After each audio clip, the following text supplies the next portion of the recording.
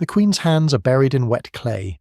Moonlight spills across the shore of Themyscira like liquid silver, pooling in the hollows of the earth, catching the tears that streak down Hippolyta's face.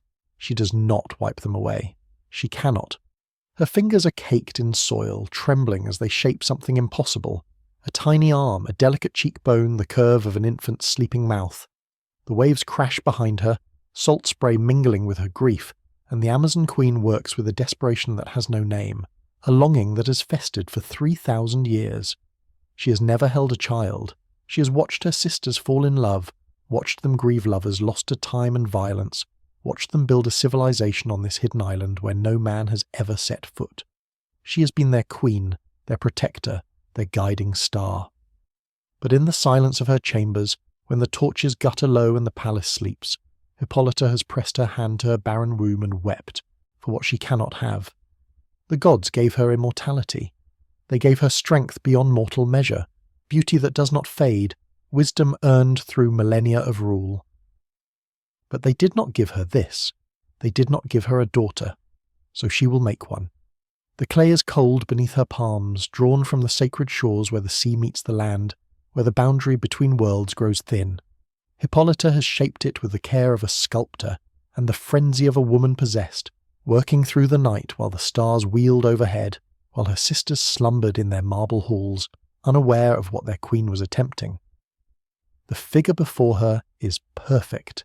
A baby girl, no larger than a newborn, every detail rendered with heartbreaking precision.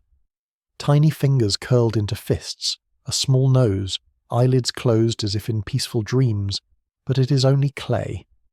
Hippolyta falls to her knees in the sand, her ceremonial robe soaked with seawater, her golden crown abandoned somewhere, in the darkness behind her. She bows her head over her creation and does something she has not done in centuries. She prays. "Hear me," she whispers, and her voice cracks like old wood. "Hear me, goddesses of Olympus. Athena, who gave us wisdom. Artemis, who taught us to hunt.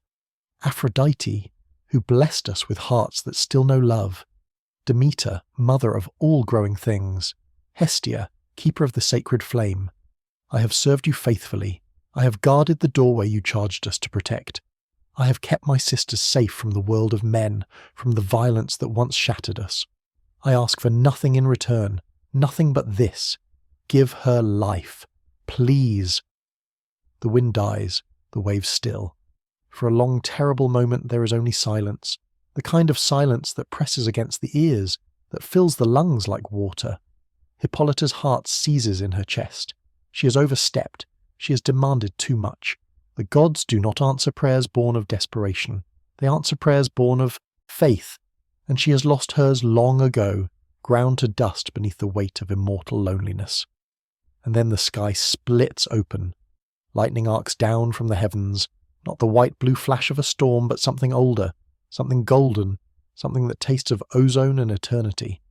It strikes the clay figure with a sound like the world cracking in half, and Hippolyta is thrown backward, blinded, her ears ringing with a tone that might be music or might be screaming. She lands hard in the wet sand, gasping, her hands raised against the brilliance. When she can see again, the clay is glowing. No, the clay is breathing. The figure on the shore is no longer cold and grey. Colour floods into it like ink spreading through water, the pink of newborn skin, the black of fine hair, the red of tiny lips parting to draw a first impossible breath. The baby's eyes open, and they are blue. Not the pale blue of a winter sky, but the deep, endless blue of the Aegean Sea, fathomless and ancient, as if those eyes have seen the birth of the world itself. The baby cries. Hippolyta scrambles forward on her hands and knees, hardly daring to believe, hardly daring to hope. She reaches out with trembling fingers and touches the infant's cheek. Warm, alive, real. The baby's cry softens into a coo, and those impossible eyes find her face, and something in the Amazon Queen's chest that has been frozen for 3,000 years, finally thaws. "Diana," she whispers, gathering the child into her arms. She does not know where the name comes from. It simply is. It has always been. "Your name is Diana." Above them the sky burns with light, and the goddesses descend. They do not come in their true forms. No mortal, not even an Amazon, could withstand the full radiance of an Olympian deity. Instead, they manifest as presences, as warmth, as voices that speak directly into the soul. Hippolyta kneels on the shore with her daughter pressed to her chest, and she feels them gather around her like a circle of flames. Demeter speaks first, the goddess of harvest and earth, and her voice is the rumble of growing things, of roots pushing through soil, of grain ripening under the summer sun. I give her strength, Demeter intones. She will be powerful beyond the measure of mortals, beyond even the mightiest of your Amazon sisters. No force on earth shall break her. Athena comes next, grey-eyed goddess of wisdom and warfare, and her voice is the rasp of a whetstone against steel, the rustle of owl feathers in the night. I give her wisdom, Athena declares. She will understand the hearts of all beings, mortal and divine. She will be a strategist without equal, a thinker whose intellect matches her might. Artemis, huntress of the wild places, speaks with the howl of wolves and the whisper of wind through ancient forests. I give her communion with beasts, she says. The animals of land and sea and sky will know her as kin. She will speak their languages, and they will answer her call.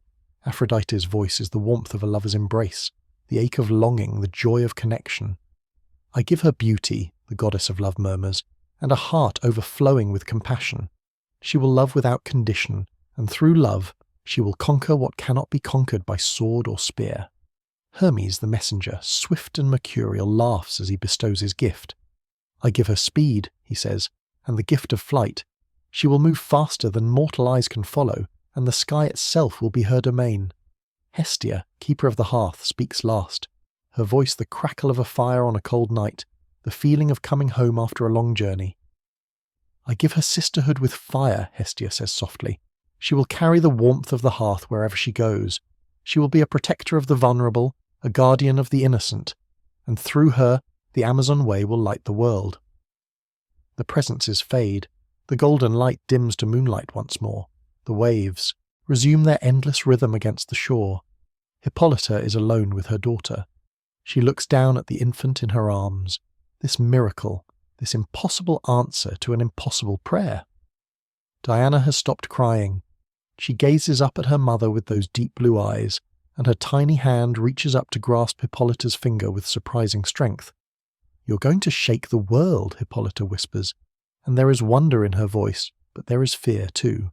She has been given a gift beyond price, but gifts from the gods always come with costs, always. Whatever you become, wherever you go, remember this moment. Remember that you were made from love, you were made from longing, you were made from the earth itself, blessed by heaven. She rises, cradling Diana against her heart, and turns toward the palace that gleams white against the hills. Her sisters will wake to find their queen transformed. They will gather in the great hall and meet their princess, this child who is all of them and none of them, this daughter sculpted from the very shores of their hidden paradise. They will train her in combat and philosophy, in art and strategy. They will teach her the history of their suffering and the meaning of their strength. But for now, in this moment, there is only Hippolyta and Diana standing on the moonlit shore of Themyscira, while the stars burn overhead and the sea whispers secrets to the sand. Paradise Island has been silent for 30 centuries. It will not be silent much longer, for Diana will grow, she will learn, she will master every weapon in the Amazon armory, best every warrior who dares to face her in the training grounds, absorb every scroll in the great library until her mind is as sharp as her blade. She will become the greatest of them all, the pride of Hippolyta, the jewel of Themyscira, the princess who has never known the world beyond the island's mystic veil. And one day, a man will fall from the sky, and everything will change. But that is a story for later. For now, there is only the Queen and her clay-born miracle, walking home through the darkness, the first light of dawn just beginning to touch the eastern horizon. For now, there is only the quiet joy of a prayer answered, a longing fulfilled, a daughter held close against a mother's beating heart. Diana sleeps in Hippolyta's arms, dreaming the dreams of the newly born. She does not yet know what she is. She does not yet know what she will become. But the gods know. They are watching. They are always watching. Before there was paradise, there was suffering. Before there were marble temples and training grounds that rang with the clash of bronze. before there were libraries filled with the accumulated wisdom of centuries, before there was an island hidden from the eyes of men by the will of the gods themselves. There was death. There was violence. There was the endless, grinding cruelty of a world that saw women as property, as objects, as things to be used, and discarded when their usefulness had ended. The Amazons were born from that cruelty. In the age before recorded history, when the gods still walked openly among mortals, and the line between myth and reality had not yet hardened, there existed a well. It was hidden in a place between places, a sacred spring that bubbled up from the underworld itself, fed by the river Styx and blessed by the hands of the goddesses who had grown weary of watching their mortal daughters suffer. Artemis found the well first, following a wounded doe through a forest that existed in no mortal geography. She cupped the water in her palms and wept, for she could feel what it contained: the souls of countless women, murdered by men, crying out for justice that would never come. She brought her sisters to that hidden place: Athena, grey-eyed and grim; Aphrodite, whose heart ached with the weight of love perverted into possession; Demeter, who had felt the earth drink the blood of too many daughters; Hestia, whose hearth fires had been extinguished in too many homes by male violence. Together, they made a decision that would reshape the world.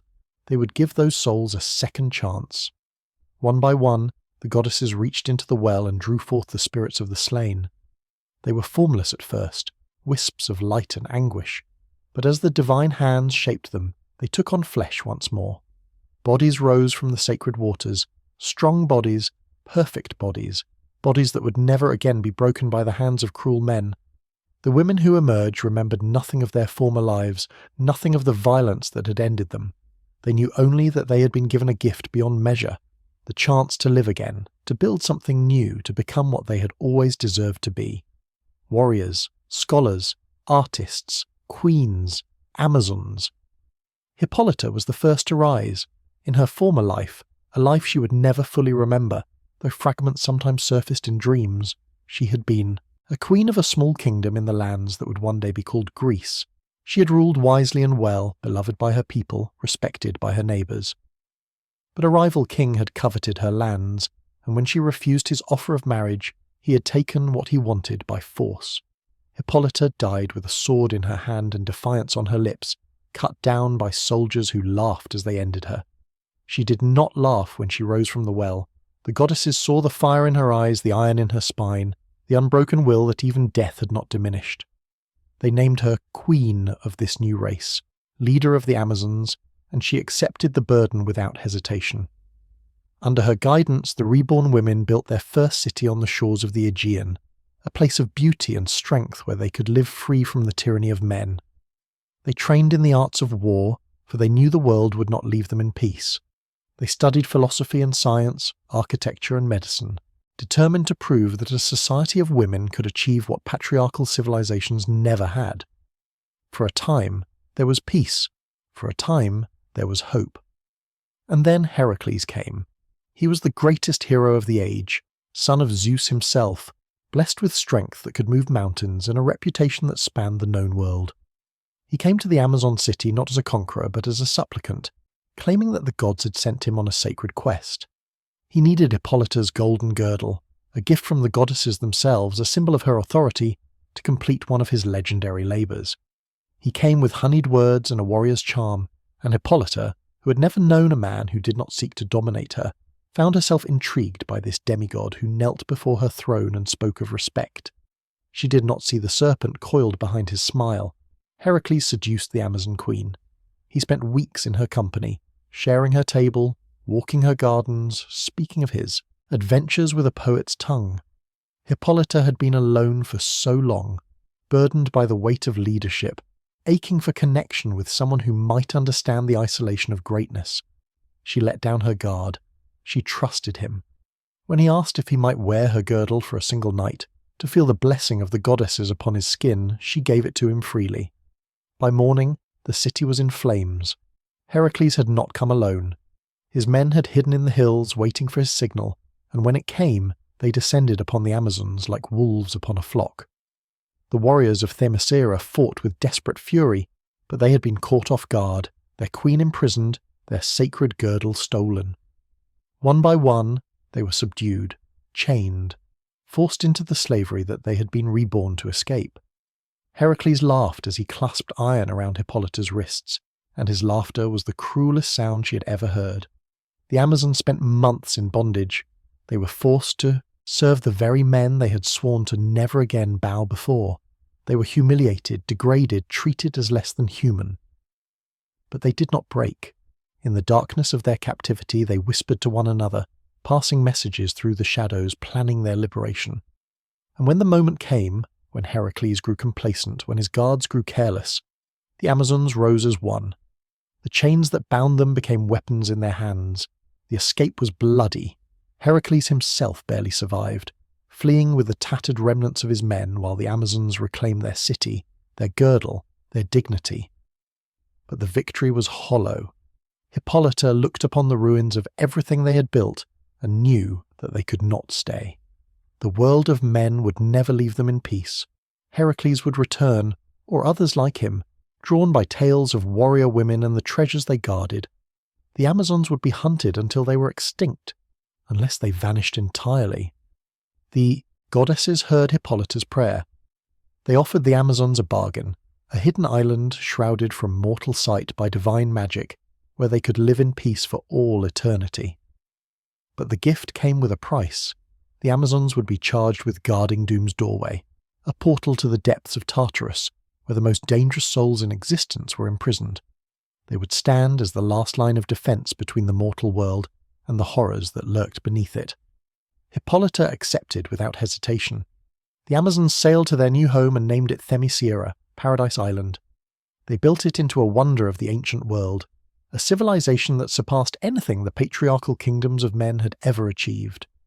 Their architecture blended Greek classicism with innovations unknown to mortal engineers. Their libraries contained knowledge lost to the outside world, preserved and expanded over millennia. Their training grounds produced warriors without equal, women who could defeat any army fielded by any nation. But Themyscira was more than a fortress. It was a home. The Amazons developed a culture rich in art and music, in poetry and philosophy. They loved one another with the freedom that their isolation provided, forming bonds that transcended the limitations imposed by the world they had left behind. They debated ethics and governance, always seeking to perfect their society. They honoured the goddesses who had given them life and purpose, building temples where sacred flames never dimmed. Hippolyta ruled with wisdom and compassion, guided by her most trusted advisers. Chief among them was Philippus, the general of the Amazon armies, a woman whose tactical genius was matched only by her unwavering loyalty. Philippus had been among the first to rise from the sacred well, and she had stood at Hippolyta's side through every trial, every battle, every quiet moment of doubt. Where the queen was fire, Philippus was stone, steady, unshakable, eternal. Beyond the shores of Themyscira, other Amazons followed different paths. The Banamigdal, a splinter tribe who had rejected the goddess's bargain, built their own hidden city in the deserts of Egypt. They were led by warriors like Artemis, fierce and proud, who believed that the Themyscirans had grown soft in their paradise. The tension between the two tribes would simmer for centuries, sometimes erupting into open conflict, sometimes cooling into grudging respect. And there were whispers of others, of Nubia, a warrior queen who ruled realms beyond mortal geography, whose connection to Diana would not be understood for many years to come. Into this world Diana was born. She grew up in the training grounds and the libraries, in the temples and the gardens. She learned to fight from Philippus and to think from the scholars. She absorbed the history of her people, the suffering, the betrayal, the hard-won peace. She understood what it meant to be an Amazon, what sacrifices had been made so that she could exist. But she also felt the weight of the island's isolation. She was the only child Themyscira had ever known. She had no peers, no playmates her own age. She loved her mother and her sisters with all her heart, but sometimes, when she stood on the cliffs and gazed out at the endless sea, she wondered what lay beyond. She wondered if there was more to existence than this hidden paradise, beautiful though it was. The world of men was out there, somewhere past the magical veil. And whether Diana knew it or not, it was waiting for her. The morning began like every other morning for 3,000 years. Diana rose before dawn, as she always did, slipping from her chambers while the palace still slumbered in blue-grey shadows. She made her way to the eastern cliffs, where the rocks dropped away into churning surf, and the first light of the sun painted the horizon in shades of rose and gold. This was her ritual, her private communion with the world beyond, the veil, standing at the edge of paradise, watching the sky brighten over an ocean that stretched toward lands she had never seen and peoples she had never known. She was no longer a child. Centuries had passed since Hippolyta had carried her infant daughter from the moonlit shore, and Diana had grown into everything the goddesses had promised.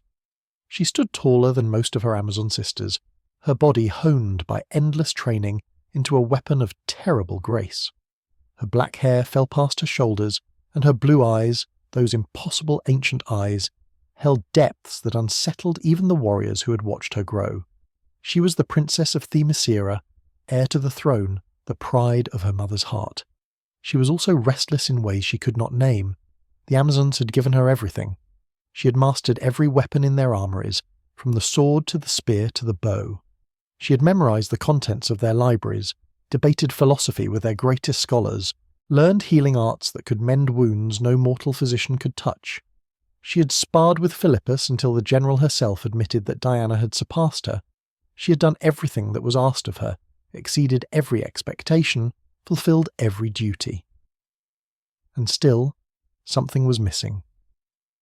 Diana watched the sun crest the horizon, felt its warmth touch her face, and wondered, not for the first time, what it would be like to fly toward that light, to pass through the invisible barrier that separated Themyscira from the world of men, to see with her own eyes the lands described in the ancient scrolls. Her mother spoke of that world with barely concealed disgust, painting it as a realm of violence and greed, of wars waged for petty reasons by creatures too foolish to know peace. The Amazons had fled that world for good reason, Hippolyta insisted. There was nothing out there worth finding. But Diana was not so certain. She was still lost in thought when the sky tore open. The sound came first, a roar unlike anything Diana had ever heard, mechanical and wrong, growing louder with terrifying speed. She looked up and saw something impossible, a metal bird trailing black smoke, screaming across the heavens in a death spiral. It passed over the cliffs so close that Diana could feel the heat of its burning engines, and then it was falling, plummeting toward the sea in a graceless arc that ended in an explosion of white spray. Diana did not hesitate. She dove from the cliff's edge, her body cutting through the air like an arrow, and hit the water in a clean plunge that carried her deep beneath the churning surface. The sea was chaos, bubbles and debris, the twisted remnants of the metal birds sinking into the depths, fuel spreading in iridescent slicks across the waves. Diana's eyes adjusted to the murk, her blessed physiology rendering her immune to the salt sting that would have blinded a mortal. She scanned the wreckage, searching for something, though she did not know what. And then she saw him. A figure trapped in the sinking remains of the craft, struggling weakly against restraints that held him in place. Diana kicked toward him, her speed propelling her through the water faster than any shark, and in moments she was at his side. Her hands found the metal bindings and tore them apart like parchment. She wrapped her arm around the figure's chest and kicked toward the surface, lungs burning, the weight of the stranger slowing her ascent. They broke into the air together.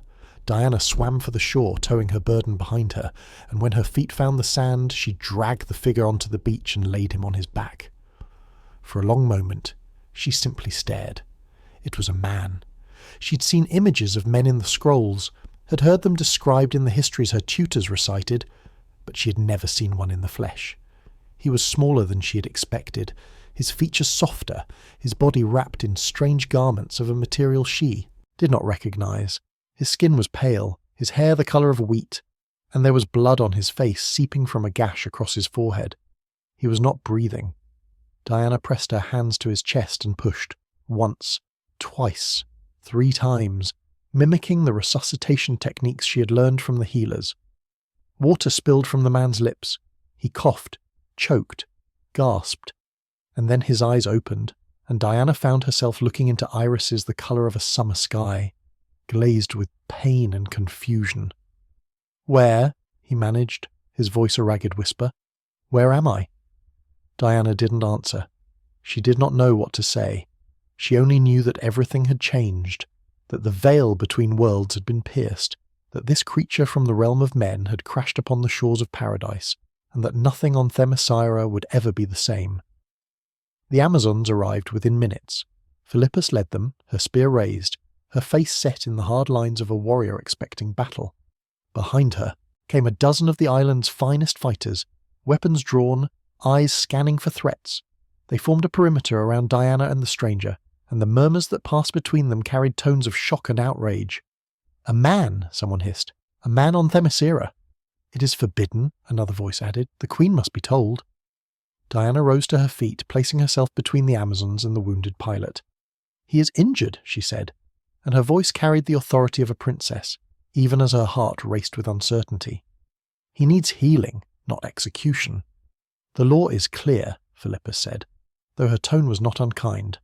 "No man may set foot on this island. The penalty is death." "Then the law is wrong."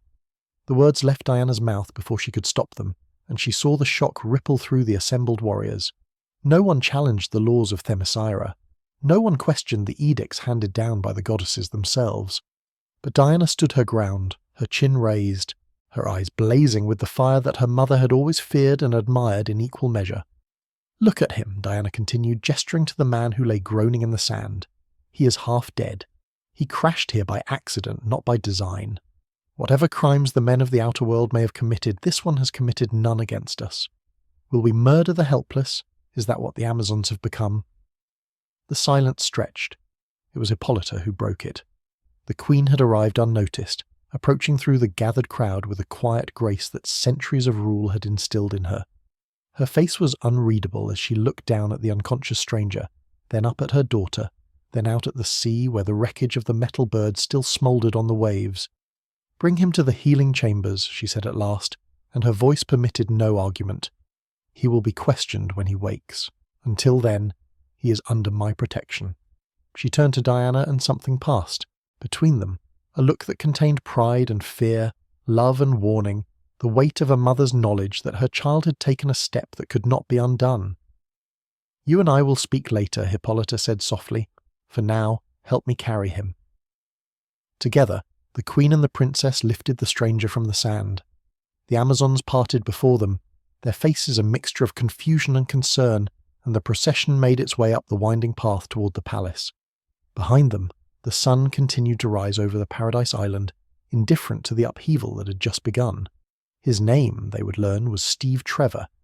He was a pilot, a word that meant nothing to the Amazons until he explained in halting phrases that he flew the metal bird through the sky, that he fought in a great war that was consuming the world of men, that he had been fleeing enemies when his craft was damaged, and he had lost control. He spoke of nations and armies, of weapons that could kill thousands in an instant, of a conflict so vast that it threatened to destroy everything.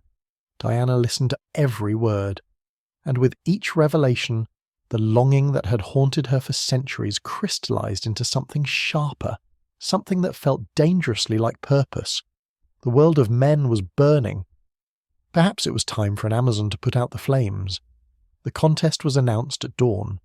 Hippolyta stood upon the steps of the great amphitheatre, her voice carrying across the assembled thousands like thunder rolling through a mountain pass. The queen's face was carved from stone, betraying nothing of the turmoil that Diana knew churned beneath that regal facade.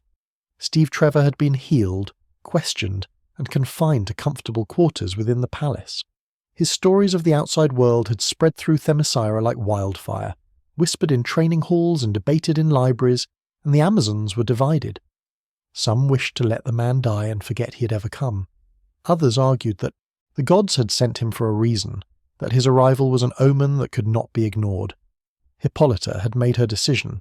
A champion would be chosen. The finest warrior on the island, tested through trials of combat and skill. This champion would escort Steve Trevor back to the world of men, serve as an ambassador of the Amazon nation, and determine whether humanity was worth saving from its own destruction. It was a mission of profound importance, a responsibility that would shape the future of Themyscira's relationship with the outside world. Diana was forbidden to compete. "You are my only daughter," Hippolyta had told her in the privacy of the royal chambers, her hands gripping Diana's shoulders with desperate strength. "You're the heir to everything I have built. I will not lose you to the madness of man's world. Any Amazon may enter the contest. Any Amazon but you." Diana had bowed her head in acceptance, and then, when night fell, she had done what she knew she must. The trials lasted 3 days. Amazons from every corner of Themyscira descended upon the amphitheatre, warriors whose names were legend even among legends. They fought with swords and spears, with bare hands and divine fury. They raced across obstacle courses designed to break the body and shatter the spirit. They engaged in contests of archery and wrestling, of strategy and endurance, each trial eliminating the weak until only the strongest remained. Among them moved a masked figure. She wore the armour of a common soldier, her face hidden behind a helm that revealed only the glitter of blue eyes. She spoke to no one, kept to the shadows between bouts, and when she fought, she moved with a grace that silenced the crowd. One by one, she defeated every opponent placed before her. The favourites fell. The veterans were humbled. By the 3rd day, when the final trial demanded single combat before the queen herself, the masked warrior stood alone in the centre of the arena, undefeated, unchallenged, unknown. Hippolyta demanded she reveal herself. Diana removed the helm. The silence that followed was absolute. Diana stood before her mother, before her sisters, before the weight of expectation and law, and she did not flinch. She had broken Hippolyta's command. She had competed in secret, deceived the judges, made a mockery of the queen's authority. By rights, she should have been disqualified, punished, perhaps even imprisoned, but she had won. "I'm the champion of Themyscira," Diana said, and her voice rang clear through the amphitheatre. "I have earned this through combat, as the laws demand. I will go to man's world. I will carry our message of peace, and I will return, mother. I swear it." Hippolyta stared at her daughter for a long, terrible moment. Diana could see the war raging behind those ancient eyes, pride battling fear, love wrestling with fury, the queen struggling against the mother. The assembled Amazons held their breath, waiting for judgment, when Hippolyta finally spoke. Her voice was barely a whisper. "Then you will go as a true champion," she said, "armoured in the finest we possess, wielding weapons worthy of your mission. Come with me, Diana. It is time you received your birthright." The armoury of Themyscira lay beneath the palace, carved into the living rock of the island's heart. Torches lined the walls, their flames casting dancing shadows across racks of weapons and suits of armour that spanned 3 millennia of Amazon craftsmanship.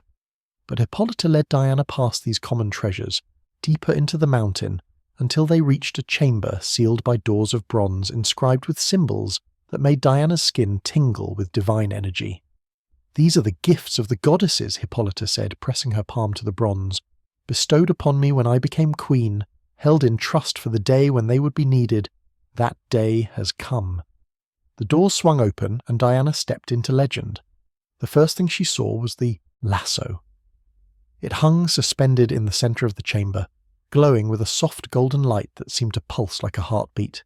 The rope was slender, almost delicate, woven from fibres that shimmered like captured sunlight. Diana approached it slowly, reverently, and when her fingers brushed its surface, she gasped. Warmth flooded through her, a sensation of absolute clarity, as if every lie she had ever told herself had been stripped away, and only truth remained. "The lasso of Hestia," Hippolyta said from behind her. "Some call it the lasso of truth. It was forged from the golden girdle of Gaia, the same girdle that Heracles stole from me in the age of betrayal. The goddesses took what remained and transformed it into something far more powerful. No being, mortal, metahuman or god, can speak falsehood while bound by its coils. It compels absolute honesty, strips away deception, reveals the hidden heart of anyone it touches." Diana lifted the lasso, feeling its weight, impossibly, light, yet somehow substantial, as if it carried the gravity of truth itself. "It is a weapon," she murmured. "It is more than a weapon," Hippolyta corrected. "It is a tool of revelation. In the world of men, you will encounter lies at every turn. Politicians who speak peace while planning war, villains who cloak cruelty in righteousness, even allies who deceive themselves as much as others. The lasso will cut through all of it. But remember, Diana, truth can wound as deeply as any blade. Use it with wisdom, not merely with strength." The queen moved to a pedestal where two objects gleamed in the torchlight. A pair of silver bracelets, broad and thick, inscribed with symbols that seemed to shift when Diana looked at them directly. Hippolyta lifted them with a tenderness that surprised her daughter. "The bracelets of submission," she said, and her voice carried the weight of painful memory. "Forged from the remnants of the Aegis, the great shield of Zeus himself, they are indestructible. They can deflect any projectile, bullets, arrows, beams of energy that would incinerate lesser armor. When crossed before your body, they create a barrier that even gods cannot easily breach." Diana took the bracelets, turning them over in her hands. "Why are they called the bracelets of submission?" Hippolyta's expression darkened. "Because they were created to remind us of what we endured. When Heracles enslaved the Amazons, we were bound in chains. The goddesses could have removed all memory of that suffering when they freed us. Instead, they chose to let us remember, and to wear these bracelets as eternal testament to our liberation. We were once in chains. Now we wear the symbols of those chains as armor. What was meant to break us has become our strength." She clasped the bracelets around Diana's wrists, and Diana felt them seal against her skin, warm and alive, as if they had always belonged there. Next came the tiara, a band of red and gold, its front edge, honed to razor sharpness. "A crown and a weapon in one," Hippolyta explained. "It marks you as royalty, as an Amazon princess. But it can also be thrown with deadly accuracy, and it will always return to your hand. Do not underestimate its power." The armour itself hung upon a stand at the chamber's far end, a breastplate of crimson and gold designed in the form of an eagle with wings spread wide. Greaves and gauntlets accompanied it, along with a battle skirt of leather and metal that would allow for freedom of movement while protecting vital areas. Diana had seen paintings of this armour in the histories, worn by legendary champions of ages past. Now it would be hers. "There is one more gift," Hippolyta said, and from a hidden alcove she drew forth a blade. The sword sang as it cleared its scabbard, a high, pure note that seemed to resonate with Diana's very soul. The blade was slender and elegant, its edge gleaming with an inner light, its hilt wrapped in leather worn smooth by countless hands. "The sword of Athena," Hippolyta said, "blessed by the goddess of wisdom and warfare herself. It can cut through any substance, wound any being. In time, you may wield other blades, the god killer, forged specifically to slay immortals, weapons of even greater power. But this sword has served Amazon champions for millennia. It will serve you well." Diana took the blade, felt its balance, watched the light play along its edge. She was armed now, armoured, equipped with artifacts that would make her a force to be reckoned with in any conflict. But she knew that the true power lay not in these objects, but in the hand that wielded them, the heart that guided them, the mind that chose when to fight and when to seek another way. "There is one final thing," Hippolyta said quietly, leading Diana from the chamber. "Not a weapon, but a gift nonetheless." In a hangar hidden in the cliffs something waited, a craft unlike any Diana had seen, sleek and silent, its hull shimmering, with a quality that made it hard to look at directly. "The Amazons have not been idle in our millennia of isolation," Hippolyta said with a trace of pride. "We have blended our technology with divine magic to create wonders that man's world cannot imagine. This vessel will carry you across the ocean. It can become invisible to mortal eyes, pass undetected through any defense. It will be your chariot into the unknown." Diana climbed into the craft, feeling its controls respond to her touch as if it recognized her. Through the shimmering canopy, she could see the ocean stretching toward the horizon, toward the world of men, toward her destiny. She was ready. The city screamed. Diana had expected many things from man's world, violence perhaps, or suspicion, or the grim landscapes of war that Steve Trevor had described during his recovery on Themyscira. She had prepared herself for hostility, for confrontation, for the challenge of proving that an Amazon came in peace. What she had not prepared for was the sheer, overwhelming assault of sensation that struck her the moment the invisible jet descended through the clouds above the eastern coast of the United States.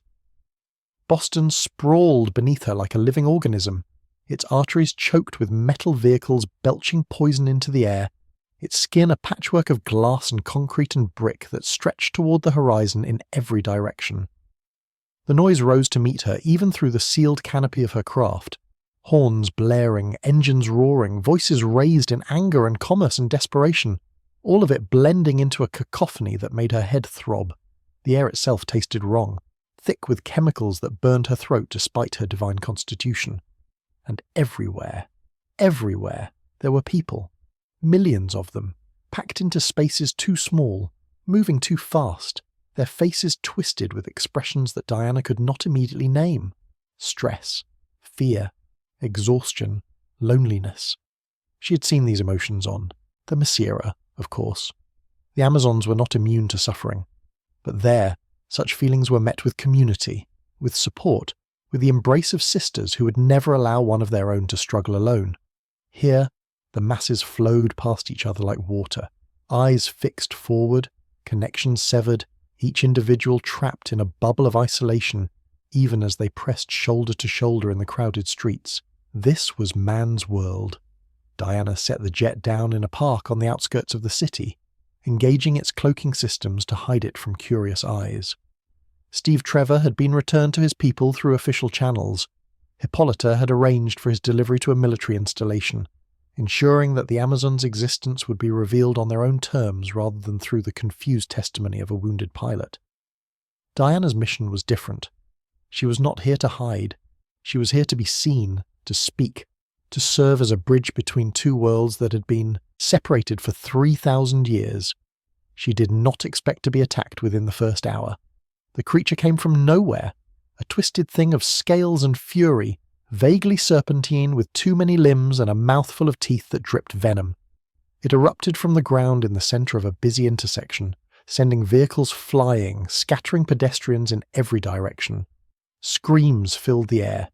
People trampled each other in their desperation to flee, and in the chaos, the monster fixed its countless eyes on Diana, as if it had been sent specifically for her.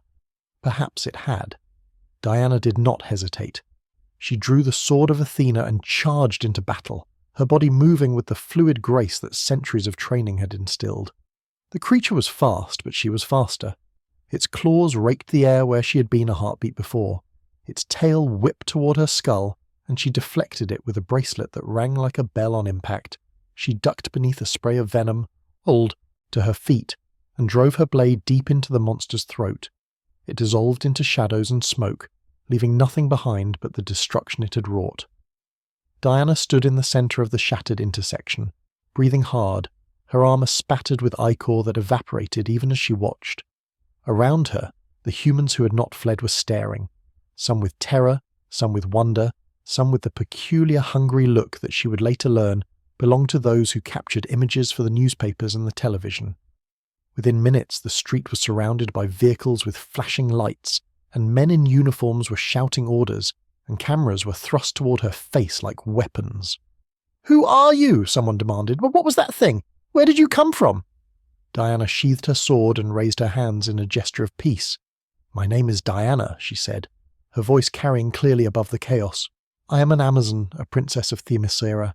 I have come to your world as an ambassador, to offer the wisdom of my people and to help in whatever way I can."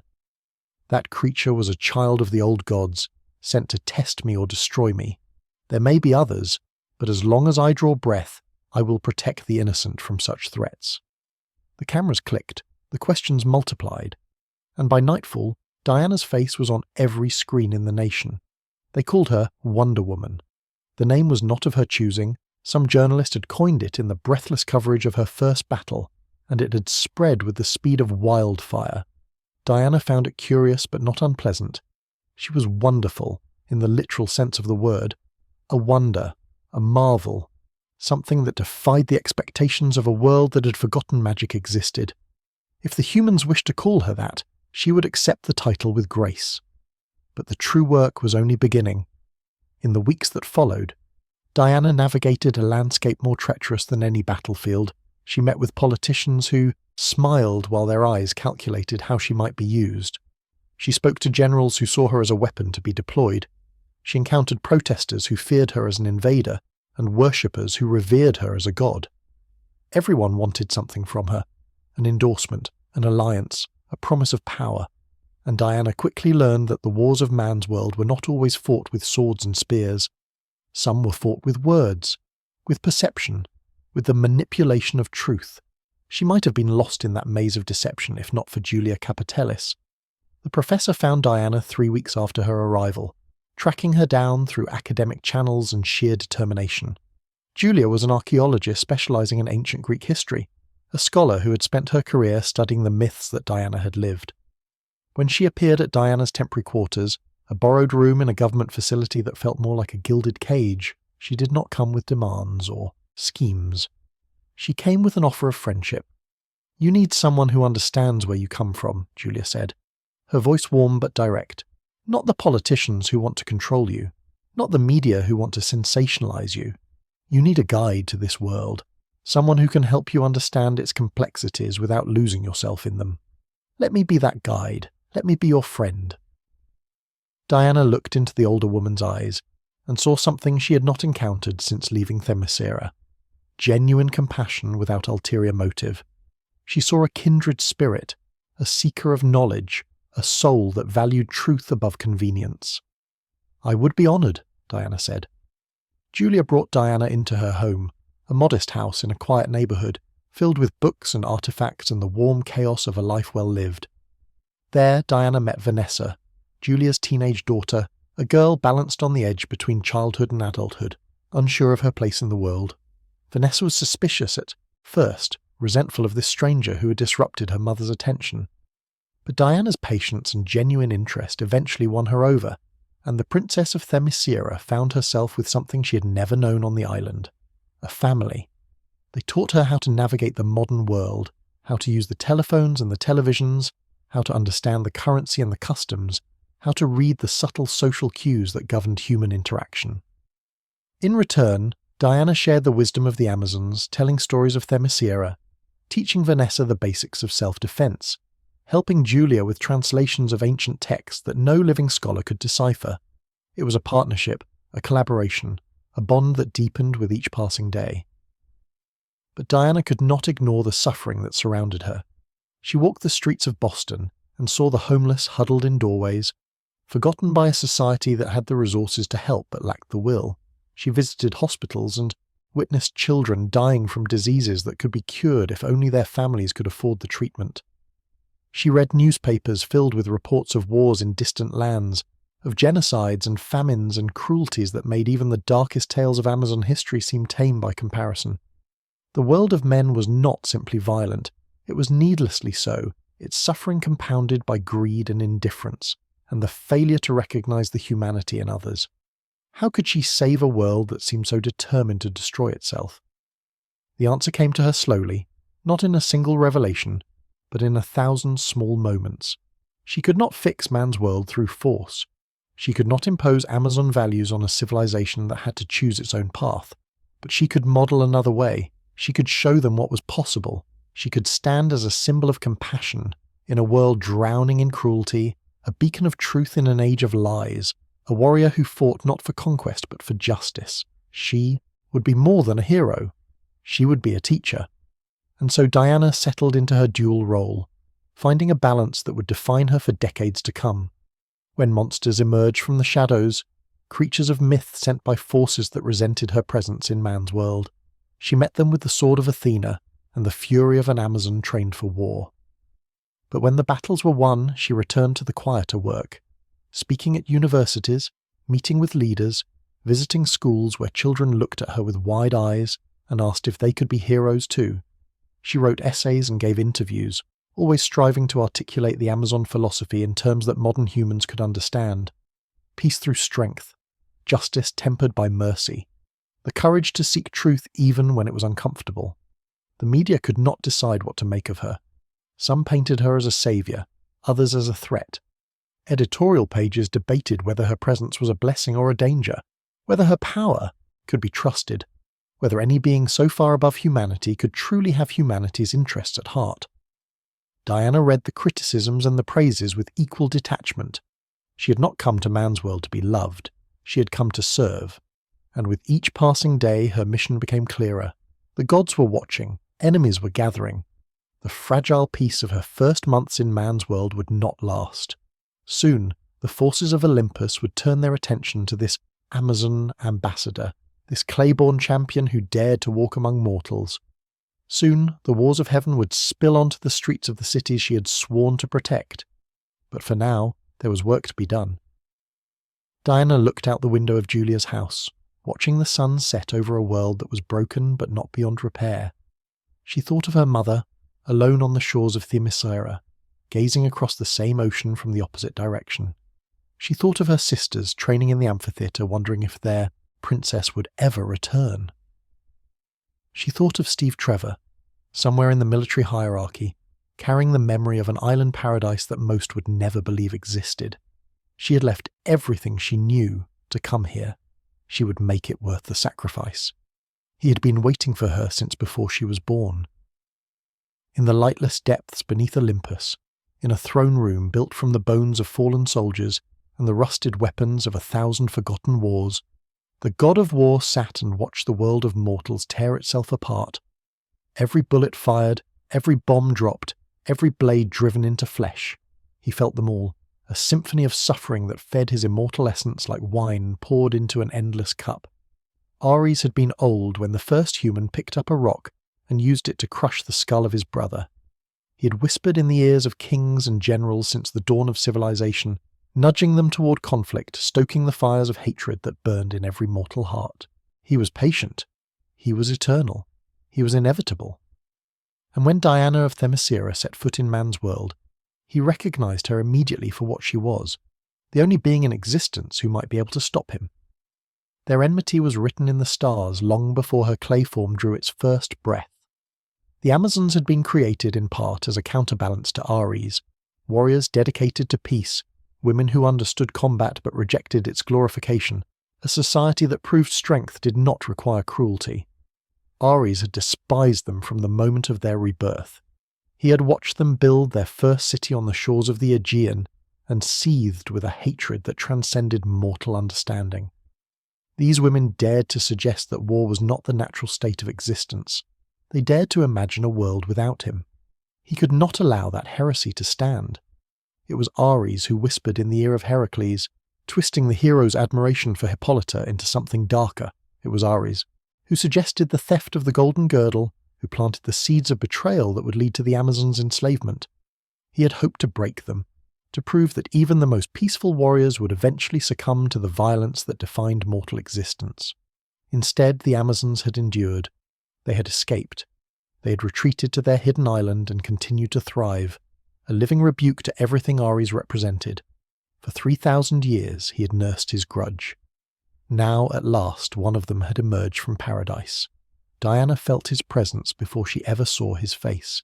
It was a shadow at the edge of her perception, a wrongness that made her skin crawl and her hand drift toward the hilt of her sword.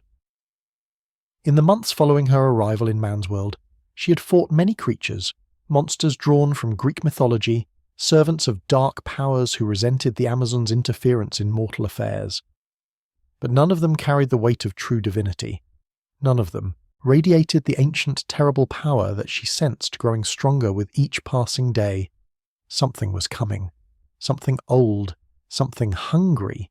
The god of war revealed himself during a crisis that would have seemed absurd if its consequences were not so catastrophic. Tensions between the great powers of the world had escalated beyond the breaking point, driven by misunderstandings and pride, and the same tribal hatreds that had plagued humanity since its inception. Missiles were being armed. Bunkers were being sealed. The leaders of nations stood with their fingers hovering over buttons that could end civilization in a matter of hours. And behind it all, invisible to mortal eyes, Ares pulled the strings. Diana tracked him to a military installation in the heart of Europe, a place where generals gathered to coordinate the final assault. She expected to find a monster, some hulking brute of destruction, armoured in the trappings of war, wielding weapons forged in the fires of hell. What she found instead was a man in a tailored suit, handsome and composed, speaking calmly into a telephone while soldiers scurried to execute his commands. He looked up when she entered, and he smiled. "Princess Diana," he said, and his voice was silk wrapped around a blade. "I wondered when you would find me. Your mother sends her regards, I trust. You are Ares. I am many things. God of war, yes, but also God of courage, God of civil order, god of the necessary violence that keeps civilization from collapsing into chaos. He set down the telephone and spread his hands, a gesture of false welcome. Your people have always misunderstood me. They think I revel in slaughter for its own sake. But war serves a purpose, Amazon. It culls the weak. It drives innovation. It forges nations and defines generations. Without me, your precious humanity would stagnate into meaningless comfort. Diana drew the lasso of truth from her hip. You have manipulated these leaders into launching weapons that will kill millions. That is not order. That is annihilation. Annihilation is just another word for transformation. Ares began to pace, his form flickering, the illusion of humanity cracking to reveal glimpses of the monstrosity beneath. Armour of black iron, eyes that burned like dying stars, a face twisted by millennia of hatred. This world is choking on its own population, drowning in its own waste. A cleansing fire will allow it to be reborn. The survivors will build something stronger on the ashes. They always do. And you will grow fat on their suffering. I will grow powerful, he corrected, as I always have, as I always will. You cannot stop war, Diana. It is woven into the very fabric of mortal existence. Every child who picks up a stick and pretends it is a sword is worshipping me. Every nation that builds an army is making offerings at my altar. Your mother thought she could escape me by hiding on her island. But I found her people once through Heracles, and I will find them again through you. He attacked without warning. The throne room exploded into chaos as Ares shed his mortal disguise entirely, becoming a titan of war, towering and terrible. His sword materialized in his hand, a blade that had tasted the blood of gods and mortals alike, forged in the dawn of time itself. It crashed against Diana's bracelets with a force that sent shockwaves rippling through the walls, and she was driven back, her arms numb from the impact, her teeth rattling in her skull. She had never faced anything like this. The monsters she had fought before were children compared to an Olympian god in the full fury of his power. Ares moved with a speed that should have been impossible for a being of his size, his attacks coming from every angle, his laughter echoing through the chamber as Diana struggled to defend herself. She managed to score a cut across his forearm. First blood, proof that he could be wounded, but he barely seemed to notice, his regeneration erasing the injury almost before it appeared. You are strong, he admitted, pressing his assault. Stronger than I expected. The blessings of the goddesses have served you well. But they are not here, princess. They cannot intervene in the affairs of mortals, not directly. And you are alone. Diana's back hit the wall. Ares loomed over her, his sword raised for a killing blow, and in that moment she understood with terrible clarity that she could not win this fight. Not through strength alone, not through skill. The god of war had spent eternity perfecting the art of combat. He had faced every warrior who ever lived and emerged victorious. She was a princess of Themyscira, yes, blessed by the divine, trained by the finest fighters in history, but she was still young, still learning, still mortal in ways that mattered. She could not beat him at his own game, so she changed the game. "You're right," she said, and her voice was calm despite the terror hammering in her chest. "I cannot stop war, not by fighting you, not by defeating you in combat, even if such a thing were possible." Ares hesitated, his blade still raised. "Then you concede?" "I concede nothing." Diana raised the lasso of truth, not as a weapon, but as an offering. "I challenge you instead to face something you have avoided for all your immortal existence, the truth." Before he could react, she whipped the lasso around his arm and pulled it tight. The effect was immediate and devastating. Ares staggered as the golden coils burned into his essence, compelling absolute honesty from a being who had built his existence on manipulation and lies.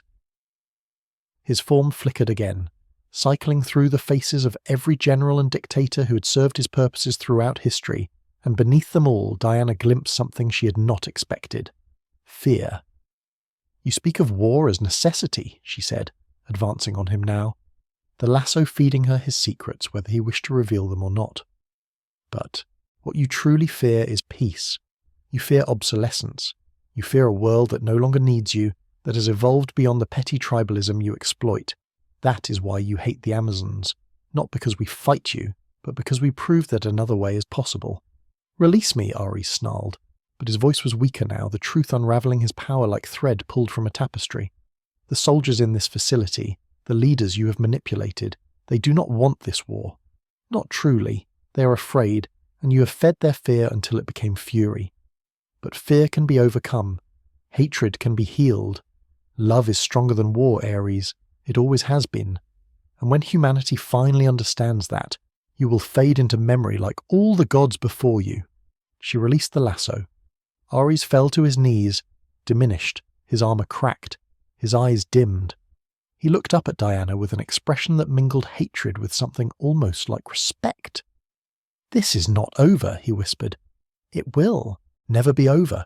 As long as mortals draw breath, there will be conflict, and where there is conflict, I will be waiting." He dissolved into shadows, retreating to whatever dark realm sustained him between manifestations. The missiles were stood down. The crisis passed. The world would never know how close it had come to annihilation or who had saved it. But Ares spoke true. He would return. He would always return. Through his children, Phobos, god of fear, and Deimos, god of terror, and Eris, goddess of discord, he would continue his work. In some futures, Diana would be forced to kill him and inherit his terrible mantle. In others, he would become a reluctant ally against threats even he could not condone. Their war would span decades, centuries, perhaps eternity itself. But Diana had won the first battle, and she had learned something precious, that the greatest victories were not won with swords, but with truth. They met over ancient bones. The archaeological dig in the Egyptian desert had uncovered something extraordinary, a tomb untouched for 4,000 years, its walls inscribed with hieroglyphics that predated the pharaohs themselves. The discovery had drawn scholars from across the globe, each hoping to be the first to decipher the secrets hidden within. But the woman who caught Diana's attention was not part of any university team. She worked alone, crouched in the corner of the excavation site, her fingers tracing the carvings with an intensity that bordered on obsession. Barbara and Minerva looked up as Diana approached, and her eyes, sharp, hungry, endlessly curious, lit with recognition. "Wonder Woman," she said, and there was no awe in her voice, only intellectual excitement. "I was hoping you would come. These inscriptions reference the Amazons directly. There are passages here that could rewrite everything we think we know about the Bronze Age Mediterranean." Diana knelt beside her, studying the ancient text. Barbara was right. The hieroglyphics spoke of warrior women from a hidden island, of a queen who had forged an alliance with the gods of Greece. It was Amazon history, preserved in a place no Amazon had ever visited, proof that the legends of Themyscira had spread far beyond the boundaries of the Aegean. "You can read this?" Diana asked. "I can read almost anything." Barbara's smile was sharp and proud. "I have doctorates in archaeology, anthropology, and ancient languages. I've published more papers than half the tenured professors at Oxford combined, and I've spent the last decade chasing legends that most of my colleagues consider fairy tales." She gestured at Diana. "Imagine my satisfaction when one of those fairy tales turned out to be standing in front of me, wearing armour that belongs in a museum." It was the beginning of a friendship that Diana would treasure and mourn in equal measure. In the months that followed, Barbara became an invaluable ally. Her knowledge of ancient civilizations rivaled anything Diana had learned in the libraries of Themyscira, and her willingness to believe in the impossible made her a natural bridge between the Amazon and the academic establishment. They worked together on translations and research, piecing together the scattered references to Themyscira that had survived in cultures around the world. They shared meals and conversations, debates about history and philosophy that stretched into the small hours of the morning. Diana found in Barbara something rare in man's world, a kindred spirit, a woman whose hunger for knowledge matched her own, but she did not see the darkness growing beneath Barbara's brilliant surface. The truth was that Barbara Ann Minerva had spent her entire life feeling insufficient. Her intellect was staggering, her achievements legendary, and yet everywhere she looked, she saw others who had more. More recognition, more funding, more respect. She had clawed her way up from modest beginnings, fighting against a system that dismissed women and rewarded mediocrity, and every victory had left her hungrier for the next. She was driven not merely by curiosity, but by a desperate need to prove that she was worthy, that she mattered, that she was not the forgettable child her parents had treated her as. And then Diana arrived. Here was a woman who had everything Barbara had ever wanted: power, beauty, immortality, the adoration of millions, and she had done nothing to earn it.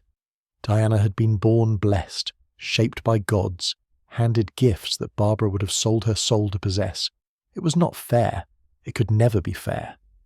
And the longer Barbara spent in Diana's shadow, the more her admiration curdled into something eagerlier. She began to search for a way to become extraordinary. The expedition that would destroy her was launched in secrecy, funded by her own dwindling resources, conducted without the knowledge of her colleagues or her Amazon friend. Barbara had discovered references to a ritual in the depths of the African continent, a ceremony that could bind a human soul to an ancient deity of the hunt.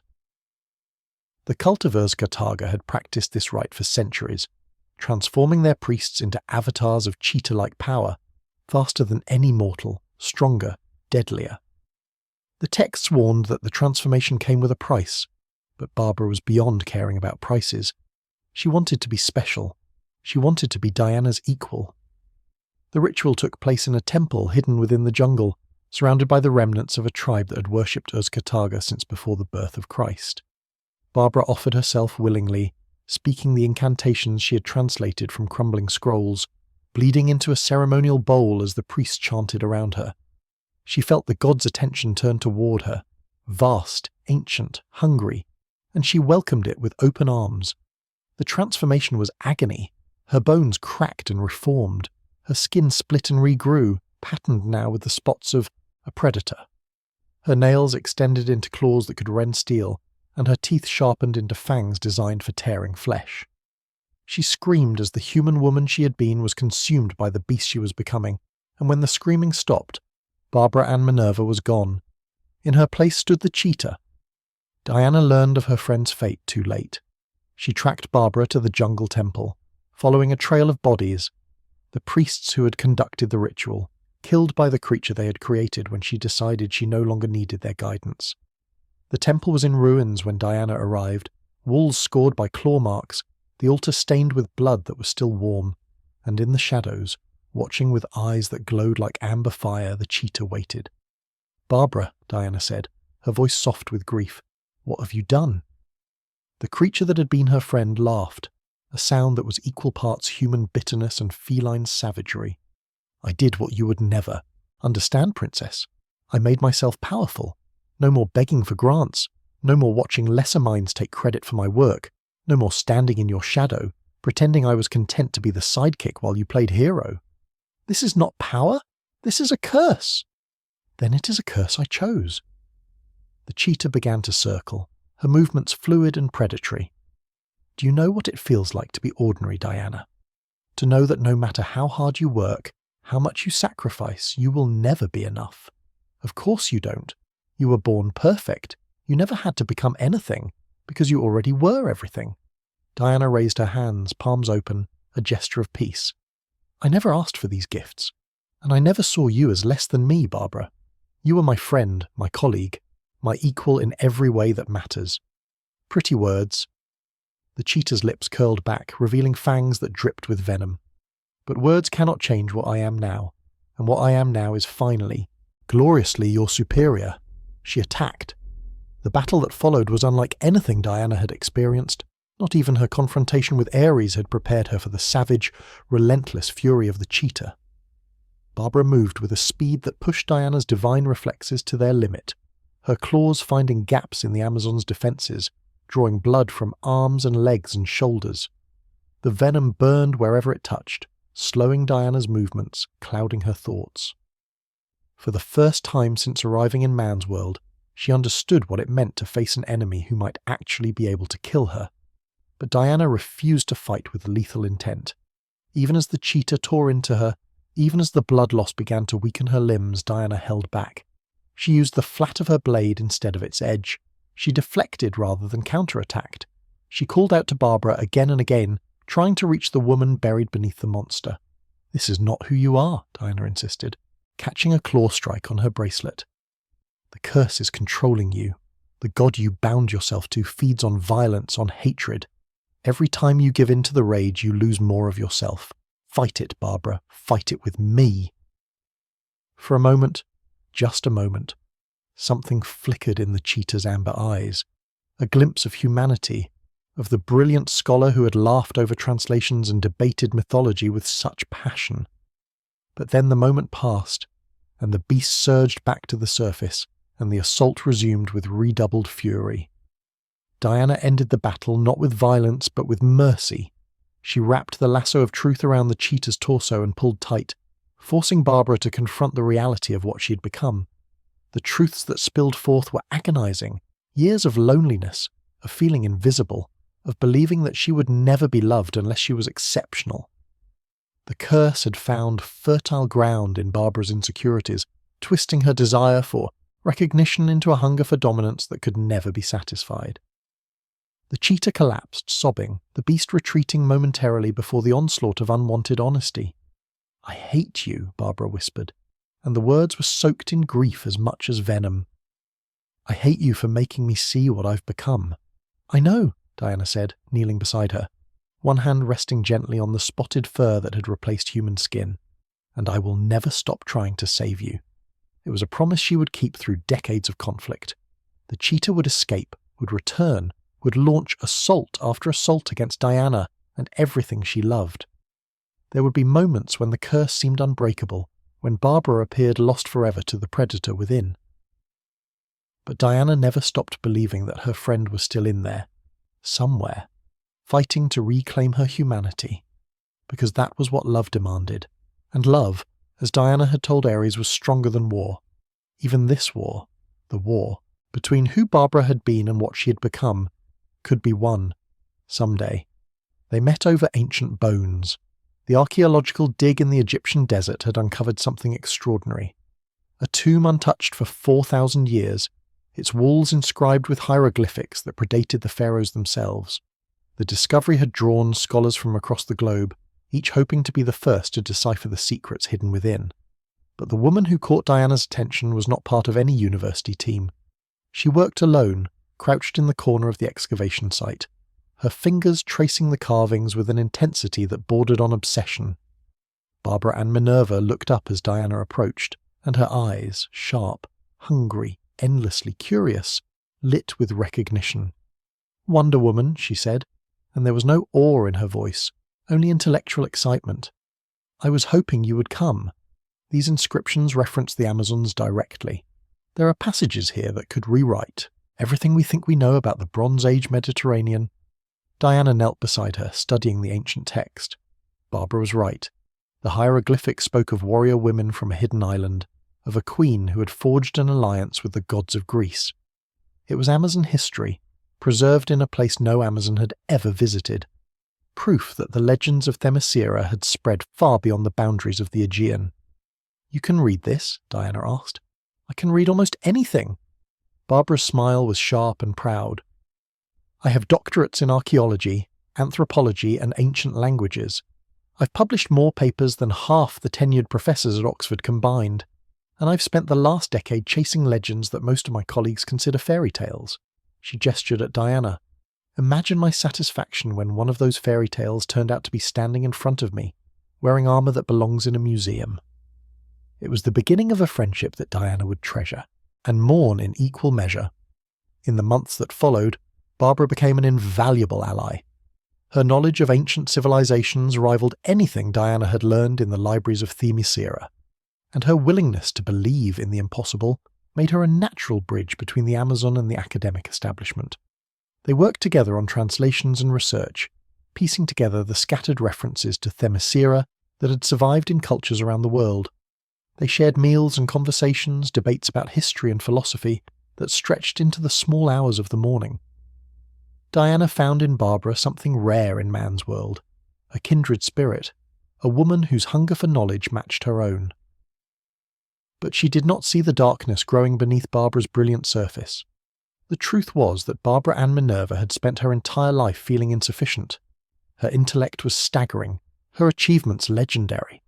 And yet, everywhere she looked, she saw others who had more recognition, more funding, more respect. She had clawed her way up from modest beginnings, fighting against a system that dismissed women and rewarded mediocrity, and every victory had left her hungrier for the next.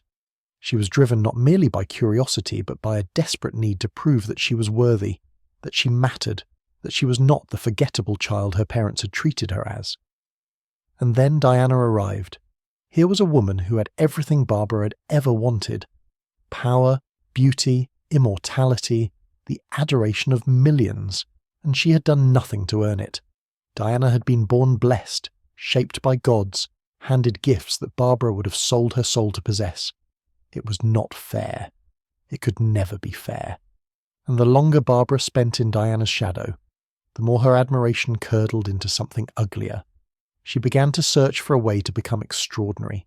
The expedition that would destroy her was launched in secrecy, funded by her own dwindling resources, conducted without the knowledge of her colleagues or her Amazon friend. Barbara had discovered references to a ritual in the depths of the African continent, a ceremony that could bind a human soul to an ancient deity of the hunt.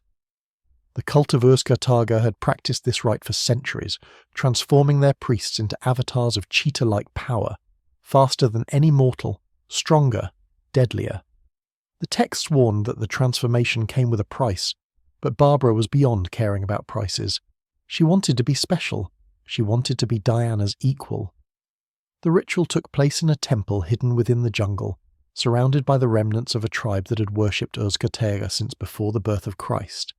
Barbara offered herself willingly, speaking the incantations she had translated from crumbling scrolls, bleeding into a ceremonial bowl as the priest chanted around her. She felt the gods' attention turned toward her, vast, ancient, hungry, and she welcomed it with open arms. The transformation was agony. Her bones cracked and reformed, her skin split and regrew, patterned now with the spots of a predator.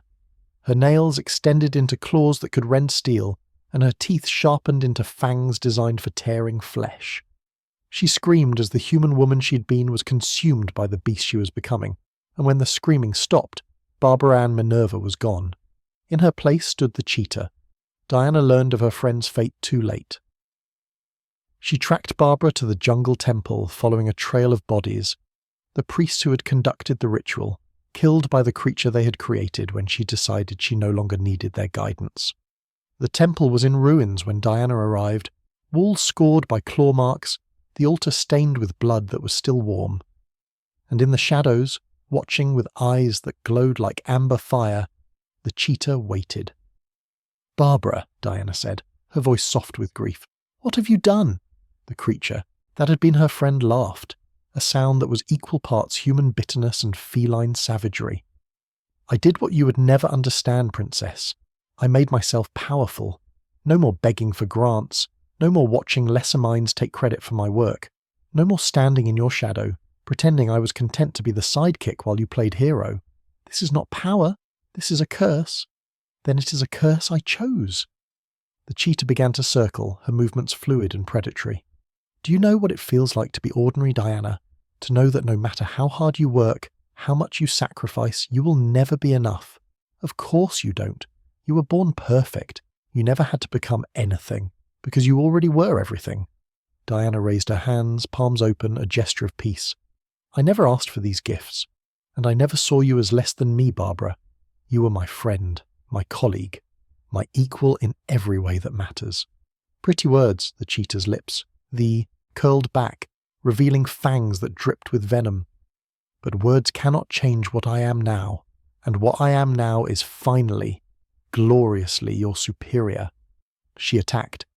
The battle that followed was unlike anything Diana had experienced. Not even her confrontation with Ares had prepared her for the savage, relentless fury of the cheetah. Barbara moved with a speed that pushed Diana's divine reflexes to their limit, her claws finding gaps in the Amazon's defenses, drawing blood from arms and legs and shoulders. The venom burned wherever it touched, slowing Diana's movements, clouding her thoughts. For the first time since arriving in man's world, she understood what it meant to face an enemy who might actually be able to kill her. But Diana refused to fight with lethal intent. Even as the cheetah tore into her, even as the blood loss began to weaken her limbs, Diana held back. She used the flat of her blade instead of its edge. She deflected rather than counterattacked. She called out to Barbara again and again trying to reach the woman buried beneath the monster. "This is not who you are," Diana insisted, catching a claw strike on her bracelet. "The curse is controlling you. The god you bound yourself to feeds on violence, on hatred. Every time you give in to the rage, you lose more of yourself. Fight it, Barbara. Fight it with me." For a moment, just a moment, something flickered in the cheetah's amber eyes. A glimpse of humanity, of the brilliant scholar who had laughed over translations and debated mythology with such passion. But then the moment passed, and the beast surged back to the surface, and the assault resumed with redoubled fury. Diana ended the battle not with violence but with mercy. She wrapped the lasso of truth around the cheetah's torso and pulled tight, forcing Barbara to confront the reality of what she had become. The truths that spilled forth were agonizing. Years of loneliness, of feeling invisible, of believing that she would never be loved unless she was exceptional. The curse had found fertile ground in Barbara's insecurities, twisting her desire for recognition into a hunger for dominance that could never be satisfied. The cheetah collapsed, sobbing, the beast retreating momentarily before the onslaught of unwanted honesty. "I hate you," Barbara whispered, and the words were soaked in grief as much as venom. "I hate you for making me see what I've become." "I know," Diana said, kneeling beside her, one hand resting gently on the spotted fur that had replaced human skin. "And I will never stop trying to save you." It was a promise she would keep through decades of conflict. The cheetah would escape, would return, would launch assault after assault against Diana and everything she loved. There would be moments when the curse seemed unbreakable, when Barbara appeared lost forever to the predator within. But Diana never stopped believing that her friend was still in there somewhere, fighting to reclaim her humanity. Because that was what love demanded. And love, as Diana had told Ares, was stronger than war. Even this war, the war between who Barbara had been and what she had become, could be won someday. The gods had never been kind. Diana learned this truth slowly, over years of service in man's world, through encounters that stripped away the reverence she had been taught to feel for the Olympian pantheon. In Themyscira, the gods were worshipped without question, distant patrons whose blessings had created the Amazons, whose wisdom had guided Hippolyta's reign, whose protection kept Paradise Island hidden from mortal eyes. Diana had grown up reciting prayers to Athena and Artemis, lighting incense at the altars of Demeter and Aphrodite, believing with all her heart that the divine beings who watched over her people were worthy of devotion. The reality was far more complicated. Olympus existed outside of mortal geography, a realm of impossible beauty perched atop a mountain that cast no shadow on the earth below. Diana had visited it only once as a child, brought by her mother to pay tribute on some holy day that the Amazons still observed. She remembered marble palaces that stretched toward infinite skies, gardens where flowers bloomed in colours that had no names, fountains that flowed with nectar instead of water. She remembered the gods themselves, radiant beings who smiled down at the Amazon princess with expressions she'd interpreted as benevolence. She understood now that those smiles had been amusement. The Olympians regarded mortals the way a child might regard insects. Fascinating, perhaps, worthy of occasional attention, but ultimately insignificant. They played games with human lives, moving civilizations like pieces on a board, starting wars for entertainment and ending them when they grew bored. Even the gods who genuinely cared for humanity. Athena, with her love of wisdom. Artemis, with her protection of the wild. Hestia, with her devotion to hearth and home, were constrained by the politics of their own realm, forced to balance their compassion against the whims of more powerful and less scrupulous deities. And at the top of that hierarchy sat Zeus. The king of the gods was a contradiction wrapped in lightning. He had created the Amazons, or at least permitted their creation, charging them with a sacred duty that gave their existence meaning. He had blessed Diana in her clay cradle, adding his power to the gifts bestowed by the goddesses. In some ways he was the closest thing to a father she had ever known, a distant, thunderous presence whose approval she had spent centuries trying to earn. But Zeus was also a monster. His appetites were legendary, his conquests numberless. He had seduced and abandoned more mortal women than any history could record, leaving behind children who inherited his power, but not his protection. He had betrayed his wife Hera so many times that her jealousy had calcified into a madness that consumed everything it touched. He ruled Olympus not through wisdom but through fear, his thunderbolts silencing any god who dared to challenge his authority. Diana's relationship with him defied easy categorization. In some tellings of her story, she remained the clay-born miracle, unconnected to Zeus by blood. His blessings were gifts freely given, not the obligations of parentage. But in other versions, darker truths emerged. The New 52 would reveal that Diana was not sculpted from clay at all, that the story Hippolyta had told her was a lie designed to protect her from Hera's wrath. In this telling, Diana was the biological daughter of Zeus himself, conceived during a night of passion between the king of the gods and the queen of the Amazons. Either way, Zeus cast a long shadow over Diana's existence. She confronted him only rarely, and each encounter left her more conflicted than the last. He spoke to her with a familiarity that felt unearned, praised her accomplishments, with the casual pride of a father who had done nothing to raise her, offered cryptic advice that might have been wisdom or might have been manipulation. She never knew where she stood with him, whether he saw her as a champion to be cultivated or a threat to be managed. When Zeus fell, and he did fall in various continuities, slain by his own children, or consumed by cosmic forces beyond even Olympian comprehension, Diana found herself unexpectedly grieving. Not for the god he had been, but for the god he might have become, for the relationship they might have had if circumstances had been different, for the father she had never truly known. Hera was simpler, in her way. The Queen of Olympus hated Diana with a purity that was almost refreshing. There were no mixed messages, no complicated emotions, only the white-hot fury of a wife who saw in Diana the proof of her husband's endless betrayals. In continuities where Diana was Zeus's daughter, Hera's hatred was personal and absolute.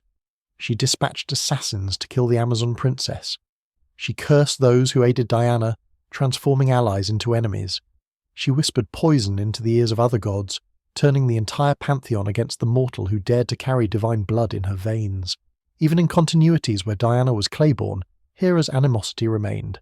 The Amazons themselves were an affront, women who had escaped male domination, who lived in a paradise from which Hera's philandering husband was forever barred.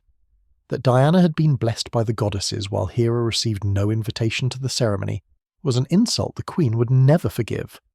She became one of Diana's most persistent divine antagonists, her schemes spanning centuries, her resources limited only by her imagination, and yet in some stories, even Hera found redemption. Diana possessed a gift that few others shared, the ability to see the wounds beneath the cruelty. Hera was not evil by nature, she was a goddess, betrayed by the one being who should have honoured her above all others, her dignity stripped away by Zeus's countless affairs, her authority undermined by children who were living reminders of her humiliation. The rage that consumed her was a defence mechanism, a wall built to protect what remained of her broken heart. Diana understood this, and in moments of unexpected grace, she offered Hera the same compassion she offered all who suffered. Sometimes it was accepted, sometimes it was not. Athena stood apart from the dysfunction that plagued the rest of the pantheon. The grey-eyed goddess of wisdom had been Diana's patron since birth, her blessing the one that Diana valued above all others. Where other gods schemed and manipulated, Athena offered genuine guidance. She appeared in dreams and visions, pointing Diana toward truths she might otherwise have missed. She intervened at crucial moments, tipping the scales in battles that seemed unwinnable. She treated Diana not as a pawn, but as a student, a mortal who had the potential to embody the ideals that Athena herself represented. Their relationship was not without tension. Athena was a goddess of war as well as wisdom, and her strategic mind sometimes led her to make choices that Diana found morally questionable. There were moments when Diana wondered if Athena's guidance was truly benevolent, or if she too was playing games with mortal lives, using Diana as a piece in some larger conflict that spanned millennia. But she never doubted that Athena cared for her, in whatever way a goddess could care for a mortal champion. The other Olympians drifted through Diana's life like characters in a drama that had been running since the dawn of creation. Apollo, god of the sun, whose arrogance was matched only by his beauty, whose prophecies shaped the course of empires. Hades, lord of the underworld, brooding and misunderstood, often more sympathetic than his surface-dwelling siblings. Poseidon, whose control of the seas put him in frequent conflict with Atlantis and by extension with Diana's Justice League ally Aquaman. Hermes, the trickster messenger, whose gifts of speed and flight Diana carried within her own divine blessings. And Ares, always Ares, the god who hated her most and understood her best. The fall of Olympus became a recurring motif in Diana's long life. The gods were not immortal in the truest sense. They could be killed, weakened, forgotten. Their power waxed and waned with the faith of mortals, and in an age of science and skepticism, that faith had dwindled to embers. Diana watched as the pantheon that had created her people slowly crumbled, as gods she had known since childhood faded into myth and memory. She became, in many ways, the last guardian of their legacy. When Olympus fell to the firstborn, it was Diana who led the resistance. When the gods were scattered by cosmic events, it was Diana who gathered the survivors and helped them rebuild. When the very concept of divinity seemed on the verge of extinction, it was Diana who reminded the world that there was still power in belief, still meaning in the old stories, still a place for wonder in a universe that had grown cold and cynical. She had been created by the gods. In the end, she became their protector. The relationship had never been kind, never been simple, never been free of manipulation and pain. But it was hers. The gods of Olympus, with all their flaws and cruelties and occasional moments of grace, were her family. The only family she had ever known beyond the shores of Themyscira. She would fight for them, mourn them, celebrate them, and she would never stop trying to make them better than they were. Because that was what family meant, even divine family, even family that had never deserved her loyalty. The weight of divine politics extended beyond Olympus itself. Diana found herself navigating the complexities of other pantheons, the Egyptian gods who had shaped the banner Migdol, Amazons, the Roman deities who claimed to be the same beings wearing different masks, the cosmic entities who predated Zeus and would outlast him by eons. Each mythology carried its own rules, its own hierarchies, its own ancient grudges. Diana walked among them all, ambassador not merely to humanity but to divinity itself. In the great crossover event known as War of the Gods, orchestrated by Circe's machinations, the pantheons of Earth turned against one another. Egyptian fought Greek, Roman battled Norse. The supernatural foundations of reality trembled under the weight of divine conflict, and Diana found herself at the centre of the storm, the only being trusted by enough factions to broker peace. She fought battles on multiple fronts, negotiated truces between beings who had nursed hatred for millennia, and ultimately convinced the gods that their petty wars would destroy the mortal world they all claimed to value. It was diplomacy on a scale that would have made even Hippolyta proud, and it proved once and for all that Diana's greatest power was not her strength or her speed or her divine blessings. It was her ability to find common ground where none seemed to exist, to see the humanity even in gods, to remind immortals that they too could choose to be better. The girl appeared at Diana's doorstep in the rain. She was young, barely into adulthood, her face gaunt with exhaustion, her clothes soaked through and clinging to a frame that looked like it had not known a proper meal in weeks. Her eyes held the hollow stare of someone who had seen too much, survived too much, and was now running on nothing but desperation and the last fumes of hope. She fell to her knees before Diana could speak, pressing her forehead to the wet ground, her hands outstretched in a gesture that Diana recognized instantly. The Hecateia. It was an ancient ritual, older than Themyscira itself, rooted in the sacred traditions of a Greece that had passed into myth long before Diana's birth. A supplicant who invoked the Hecateia placed themselves entirely at the mercy of their chosen protector, offering absolute submission in exchange for absolute sanctuary. The ritual created a bond that transcended mortal law, a covenant witnessed by the gods themselves. To accept a supplicant was to become responsible for their life, their safety, their very soul. To refuse was to invite divine retribution. The Furies themselves would hunt any who rejected the sacred plea. Diana had accepted Hecateia before. It was part of her heritage, woven into the fabric of Amazon culture. But something in this girl's desperation, in the trembling of her thin shoulders, in the way she pressed herself into the ground as if trying to disappear into the earth itself, something warned Diana that this was different. "Rise," Diana said softly, kneeling to meet the girl at her level. "Tell me your name." "Danielle." The word came out broken, barely a whisper. "Danielle Wellies. Please, you have to. Help me. He's coming." "Who is coming?" But even as Diana asked the question, she sensed the answer. A shadow detached itself from the darkness of the rain-soaked street, moving with a silence that no ordinary human could achieve. The cape spread like wings against the storm-grey sky. The cowl's eyes gleamed with cold determination. Batman stepped into the light, and his gaze fixed on the girl cowering at Diana's feet. "Diana," he said, and his voice was the growl of gravel being crushed. "Step away from her." Diana rose to her full height, placing herself between the dark night and her supplicant. "I cannot. She's a murderer. She killed 4 men in Gotham, tortured them before they died. I've been tracking her for 2 weeks. And now she has invoked the Hikatea. She's under my protection." Batman's jaw tightened. He had studied Amazon culture, as he studied everything that might one day prove relevant to his mission. He understood what Diana was saying, understood the weight of the ancient ritual, but understanding did not mean acceptance. "Those men were criminals," Danielle said from behind Diana, her voice stronger now, fueled by something that might have been rage or might have been grief. "They ran a trafficking ring. They took my sister. They—" She choked on the words, unable to continue, but the silence spoke volumes. "They killed her," Diana finished quietly, "after doing things that no human being should endure." "Yes." Danielle's confirmation was barely audible. "The police wouldn't help, said there wasn't enough evidence, said my sister was probably just a runaway, so I found them myself. I made them pay." Batman remained unmoved. "The law exists for a reason. Vengeance isn't justice." "And what justice did my sister receive?" Danielle shot back. "What justice do any of the girls they destroyed receive? They're still out there, rotting in unmarked graves, forgotten by everyone except the monsters who put them there. I gave them the only justice. That matters. I made it stop." Diana listened to the exchange with a heart that grew heavier with each word. She understood both positions with painful clarity.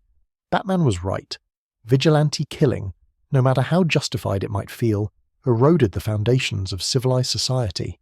If everyone took the law into their own hands, chaos would consume the world. But Danielle was also right. The system had failed her sister, failed countless others who slipped through the cracks while bureaucrats shuffled papers and criminals walked free. There was no clean answer. There was only the choice before her. "Bruce," Diana said, using his true name deliberately, reaching for the connection they had built over years of fighting side by side. "I understand what you must do. You cannot let a killer walk free, not even one whose victims deserve their fate. Your mission demands that you bring her to justice. Then step aside." "I cannot." Diana's voice was gentle but immovable. "The Hikatea binds me as surely as your mission binds you. I am obligated by sacred law to protect this girl, regardless of her crimes. To surrender her would be to betray everything I am, everything my people have believed for 3,000 years. You're protecting a murderer. I am honoring a covenant. There is a difference." The rain continued to fall, drumming against the pavement, soaking through capes and armor alike. Batman's hands clenched into fists at his sides. Diana could see the calculation behind his eyes, the tactical mind weighing options, searching for angles. He was not a man who accepted defeat easily. He was not a man who accepted defeat at all.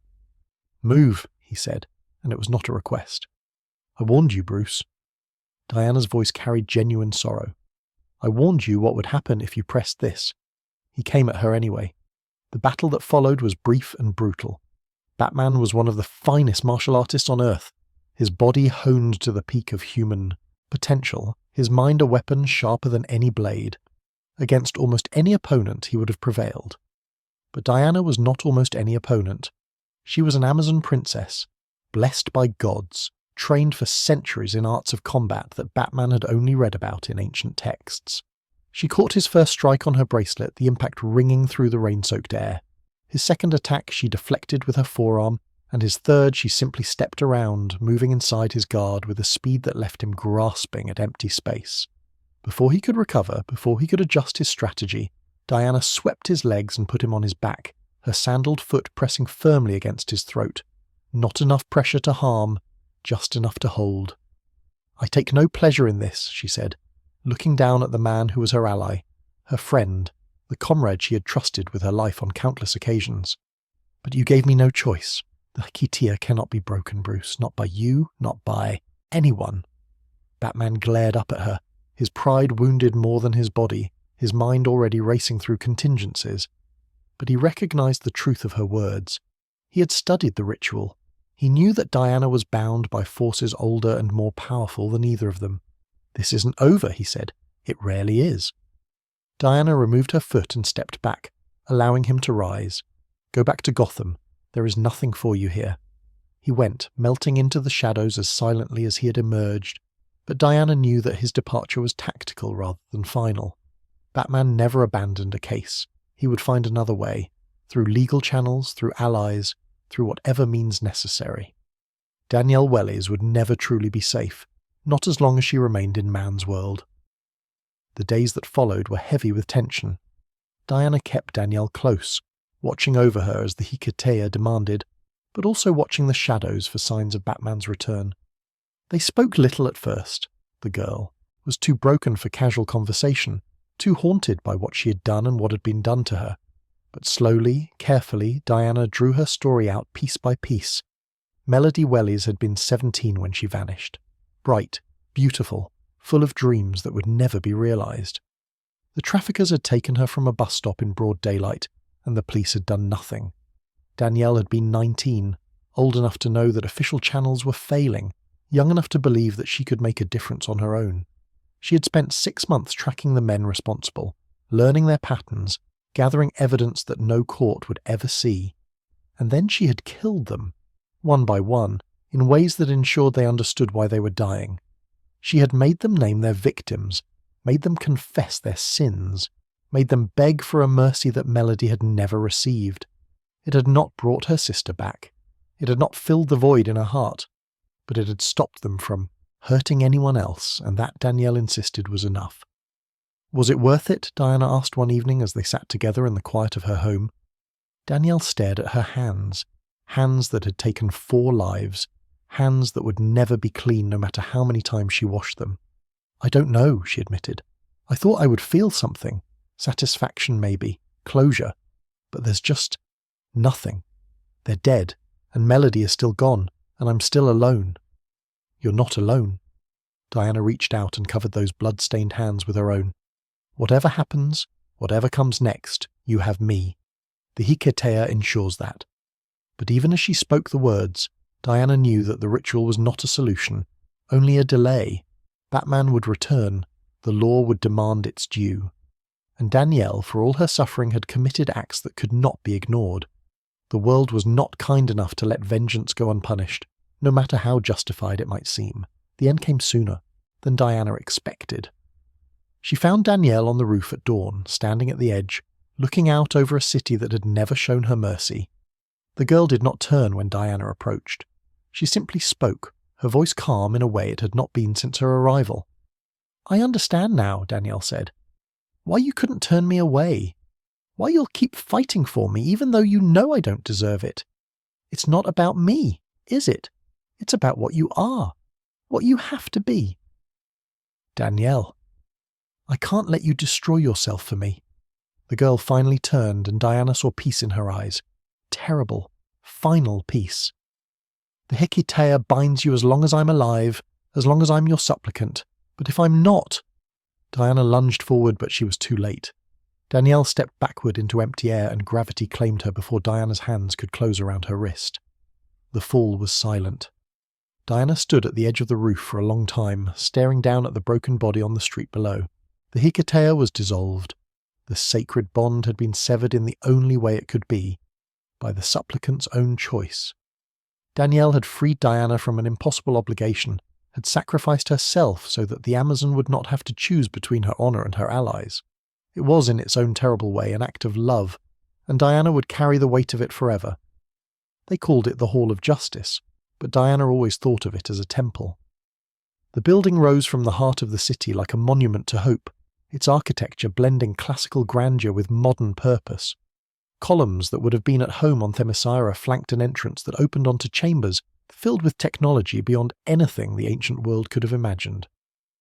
It was a place where the impossible became routine, where beings of godlike power gathered to debate strategy and coordinate responses to threats that would have shattered lesser organizations, and at its center, around a table, designed to seat equals, sat the Justice League. Diana had been a founding member, though the specifics varied depending on which history one consulted. In some tellings, she had been present from the very first gathering, standing alongside Superman and Batman as they confronted an alien invasion that none of them could have defeated alone. In others, she had joined later, recruited after proving herself in battles that demonstrated her worthiness to stand among Earth's mightiest heroes. The details mattered less than the truth they contained. Diana belonged here. She had always belonged here. But her role within the League was unlike any other.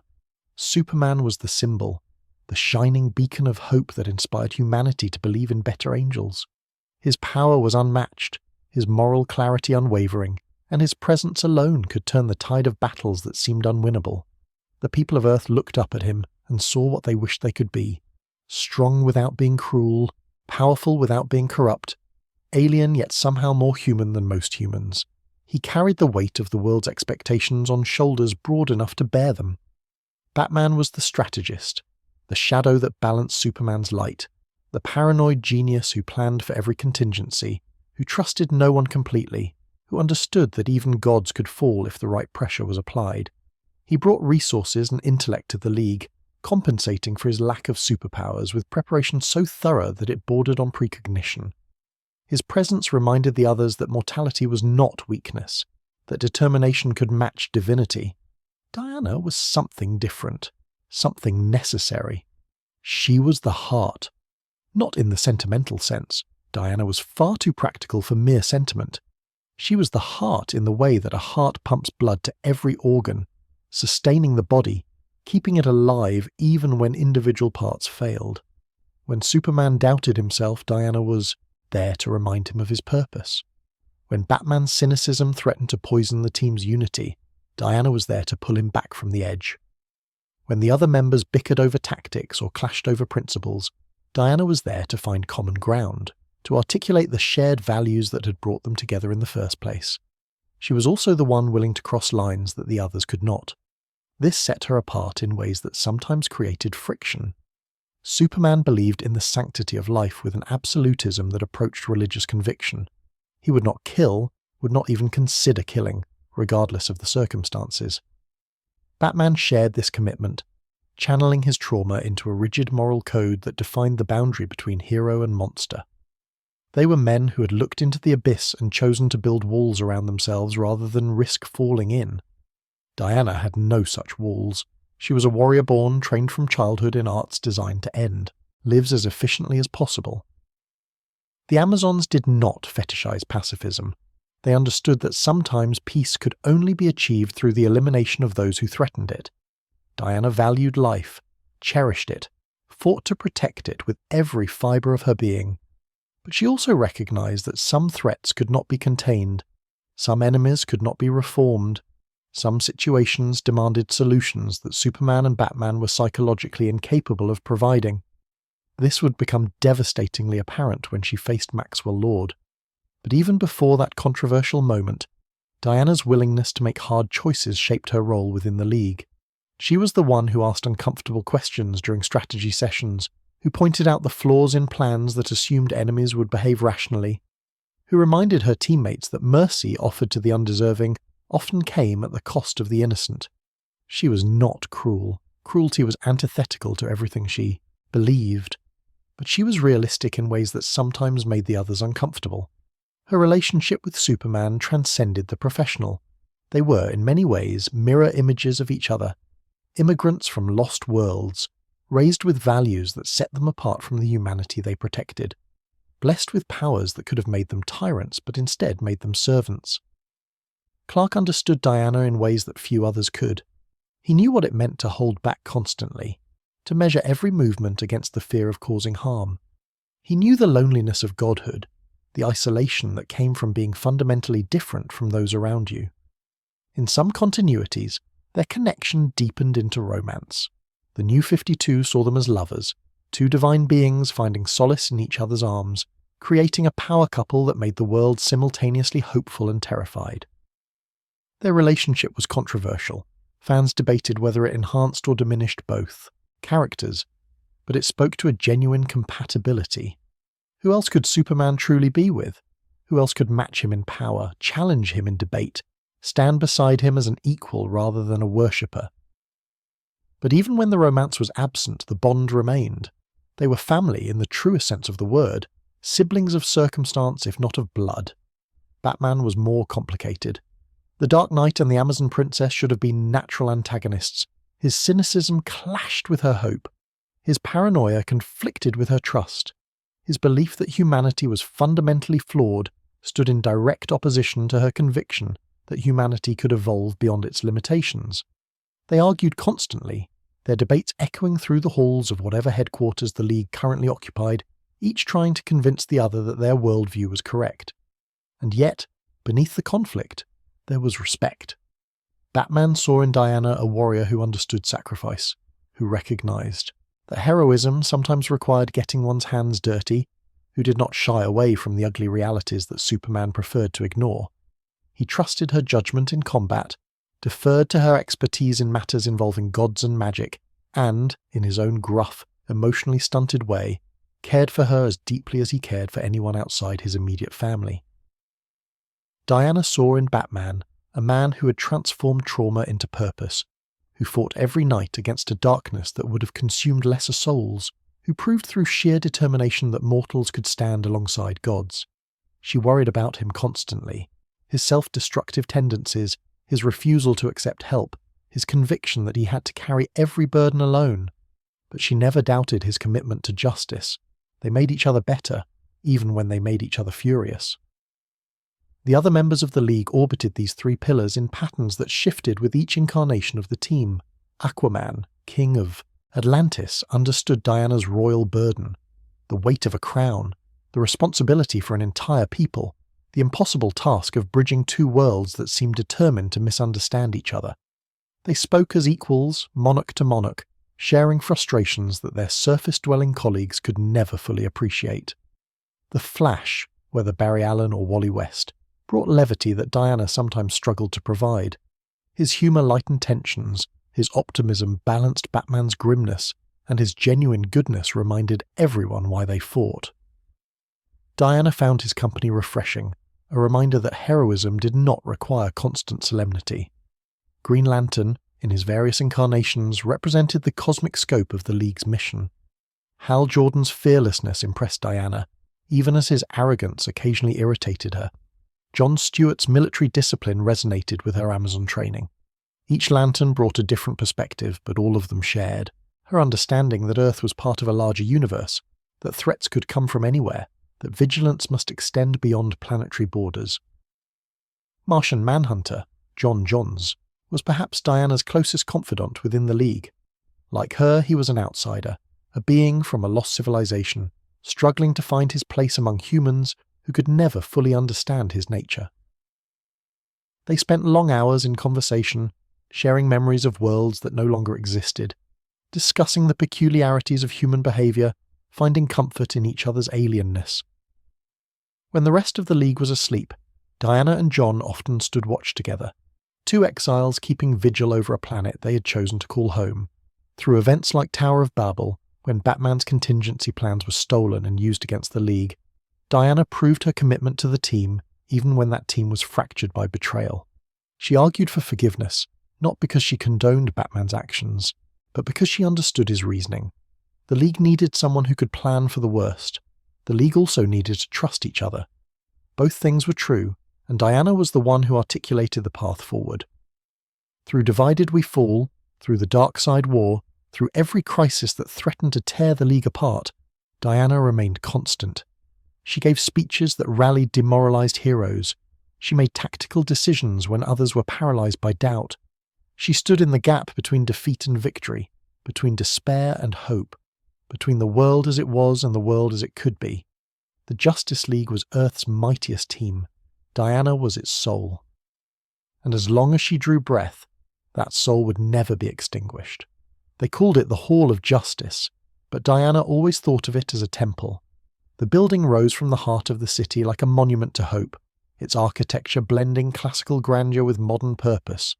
Columns that would have been at home on Themyscira flanked an entrance that opened onto chambers filled with technology beyond anything the ancient world could have imagined.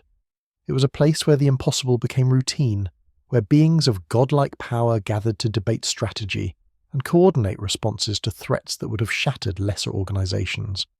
And at its center, around a table designed to seat equals, sat the Justice League. Diana had been a founding member, though the specifics varied depending on which history one consulted. In some tellings, she had been present from the very first gathering, standing alongside Superman and Batman as they confronted an alien invasion that none of them could have defeated alone. In others, she had joined later, recruited after proving herself in battles that demonstrated her worthiness to stand among Earth's mightiest heroes. The details mattered less than the truth they contained. Diana belonged here. She had always belonged here. But her role within the League was unlike any other. Superman was the symbol, the shining beacon of hope that inspired humanity to believe in better angels. His power was unmatched, his moral clarity unwavering, and his presence alone could turn the tide of battles that seemed unwinnable. The people of Earth looked up at him and saw what they wished they could be: strong without being cruel, powerful without being corrupt, alien yet somehow more human than most humans. He carried the weight of the world's expectations on shoulders broad enough to bear them. Batman was the strategist, the shadow that balanced Superman's light, the paranoid genius who planned for every contingency, who trusted no one completely, who understood that even gods could fall if the right pressure was applied. He brought resources and intellect to the League, compensating for his lack of superpowers with preparation so thorough that it bordered on precognition. His presence reminded the others that mortality was not weakness, that determination could match divinity. Diana was something different, something necessary. She was the heart. Not in the sentimental sense. Diana was far too practical for mere sentiment. She was the heart in the way that a heart pumps blood to every organ, sustaining the body, keeping it alive even when individual parts failed. When Superman doubted himself, Diana was there to remind him of his purpose. When Batman's cynicism threatened to poison the team's unity, Diana was there to pull him back from the edge. When the other members bickered over tactics or clashed over principles, Diana was there to find common ground, to articulate the shared values that had brought them together in the first place. She was also the one willing to cross lines that the others could not. This set her apart in ways that sometimes created friction. Superman believed in the sanctity of life with an absolutism that approached religious conviction. He would not kill, would not even consider killing, regardless of the circumstances. Batman shared this commitment, channeling his trauma into a rigid moral code that defined the boundary between hero and monster. They were men who had looked into the abyss and chosen to build walls around themselves rather than risk falling in. Diana had no such walls. She was a warrior born, trained from childhood in arts designed to end lives as efficiently as possible. The Amazons did not fetishize pacifism. They understood that sometimes peace could only be achieved through the elimination of those who threatened it. Diana valued life, cherished it, fought to protect it with every fibre of her being. But she also recognized that some threats could not be contained, some enemies could not be reformed, some situations demanded solutions that Superman and Batman were psychologically incapable of providing. This would become devastatingly apparent when she faced Maxwell Lord. But even before that controversial moment, Diana's willingness to make hard choices shaped her role within the League. She was the one who asked uncomfortable questions during strategy sessions, who pointed out the flaws in plans that assumed enemies would behave rationally, who reminded her teammates that mercy offered to the undeserving often came at the cost of the innocent. She was not cruel. Cruelty was antithetical to everything she believed. But she was realistic in ways that sometimes made the others uncomfortable. Her relationship with Superman transcended the professional. They were, in many ways, mirror images of each other, immigrants from lost worlds raised with values that set them apart from the humanity they protected, blessed with powers that could have made them tyrants, but instead made them servants. Clark understood Diana in ways that few others could. He knew what it meant to hold back constantly, to measure every movement against the fear of causing harm. He knew the loneliness of godhood, the isolation that came from being fundamentally different from those around you. In some continuities, their connection deepened into romance. The New 52 saw them as lovers, two divine beings finding solace in each other's arms, creating a power couple that made the world simultaneously hopeful and terrified. Their relationship was controversial. Fans debated whether it enhanced or diminished both characters, but it spoke to a genuine compatibility. Who else could Superman truly be with? Who else could match him in power, challenge him in debate, stand beside him as an equal rather than a worshipper? But even when the romance was absent, the bond remained. They were family, in the truest sense of the word. Siblings of circumstance, if not of blood. Batman was more complicated. The Dark Knight and the Amazon Princess should have been natural antagonists. His cynicism clashed with her hope. His paranoia conflicted with her trust. His belief that humanity was fundamentally flawed stood in direct opposition to her conviction that humanity could evolve beyond its limitations. They argued constantly, their debates echoing through the halls of whatever headquarters the League currently occupied, each trying to convince the other that their worldview was correct. And yet, beneath the conflict, there was respect. Batman saw in Diana a warrior who understood sacrifice, who recognized that heroism sometimes required getting one's hands dirty, who did not shy away from the ugly realities that Superman preferred to ignore. He trusted her judgment in combat, deferred to her expertise in matters involving gods and magic, and, in his own gruff, emotionally stunted way, cared for her as deeply as he cared for anyone outside his immediate family.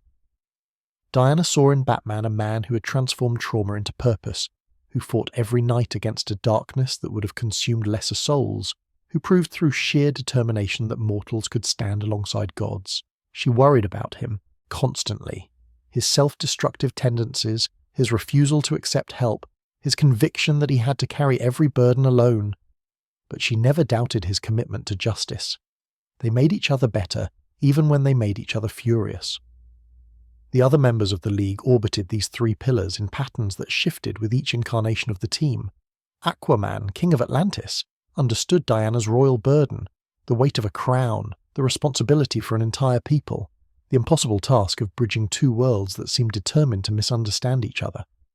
They spoke as equals, monarch to monarch, sharing frustrations that their surface-dwelling colleagues could never fully appreciate. The Flash, whether Barry Allen or Wally West, brought levity that Diana sometimes struggled to provide. His humour lightened tensions, his optimism balanced Batman's grimness, and his genuine goodness reminded everyone why they fought. Diana found his company refreshing, reminder that heroism did not require constant solemnity.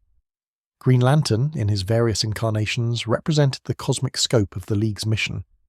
Hal Jordan's fearlessness impressed Diana, even as his arrogance occasionally irritated her. Jon Stewart's military discipline resonated with her Amazon training. Each Lantern brought a different perspective, but all of them shared her understanding that Earth was part of a larger universe, that threats could come from anywhere, that vigilance must extend beyond planetary borders. Martian Manhunter, John Johns, was perhaps Diana's closest confidant within the League. Like her, he was an outsider, a being from a lost civilization, struggling to find his place among humans who could never fully understand his nature. They spent long hours in conversation, sharing memories of worlds that no longer existed, discussing the peculiarities of human behavior, finding comfort in each other's alienness. When the rest of the League was asleep, Diana and Jon often stood watch together, two exiles keeping vigil over a planet they had chosen to call home. Through events like Tower of Babel, when Batman's contingency plans were stolen and used against the League, Diana proved her commitment to the team even when that team was fractured by betrayal. She argued for forgiveness, not because she condoned Batman's actions, but because she understood his reasoning. The League needed someone who could plan for the worst.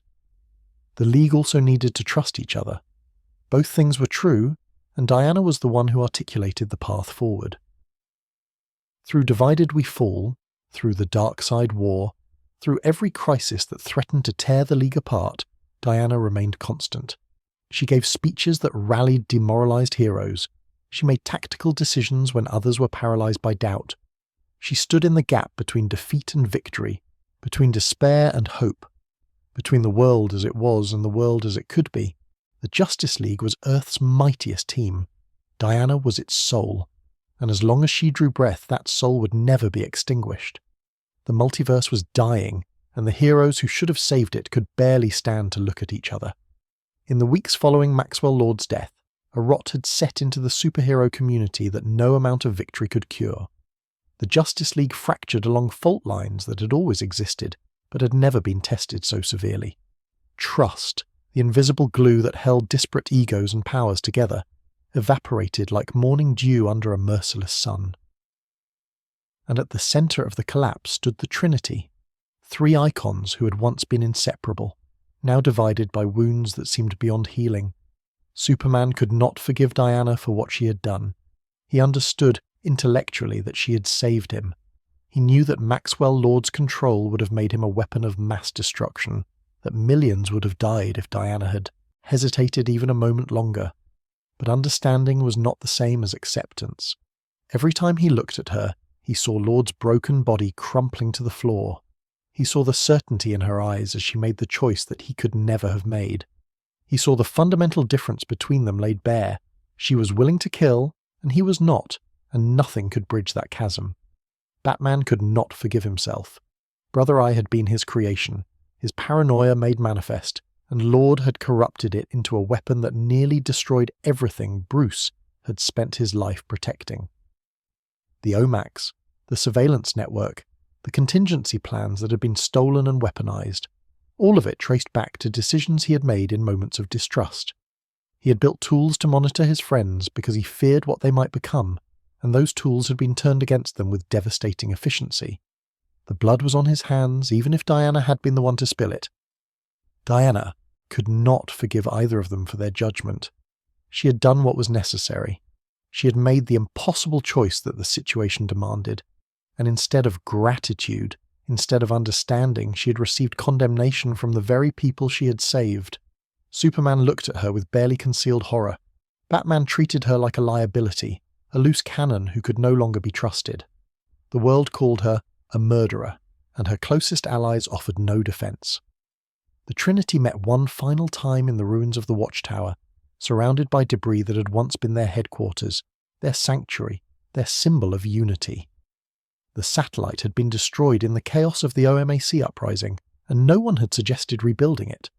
There seemed little point when the team it had housed no longer existed in any meaningful sense. "We need to talk about what happens next," Batman said, his voice flat, his cowl pulled low to hide whatever emotions might have flickered across his features. "What happens next is that we go our separate ways." Superman's arms were crossed, his posture defensive, his eyes fixed on a point somewhere over Diana's shoulder. "The League is finished. We can't work together anymore. Not after everything that's happened." "Clark," Diana began, "don't." The word was sharp enough to draw blood. "Don't pretend that we can just move past this. You killed a man, Diana, in front of the entire world, and you're not even sorry." "I'm sorry that it was necessary. I'm not sorry that I did it. That's the problem." Superman finally met her eyes, and what Diana saw there was worse than anger. It was disappointment. "You don't see why it matters. You don't understand what you've cost us. The people don't trust heroes anymore. They're afraid of us, and they should be. Because now they know that we're capable of—" He could not finish the sentence. "Of protecting them." Diana's voice was quiet but unyielding. "Of making difficult choices when no one else will. I am a warrior, Kal-El. I have always been a warrior. You knew this when you invited me to stand beside you. I knew you were capable of violence. I didn't know you were capable of murder." The word hung in the air between them, ugly and irreversible. Diana felt it strike her like a physical blow, and for a moment she saw herself through Superman's eyes.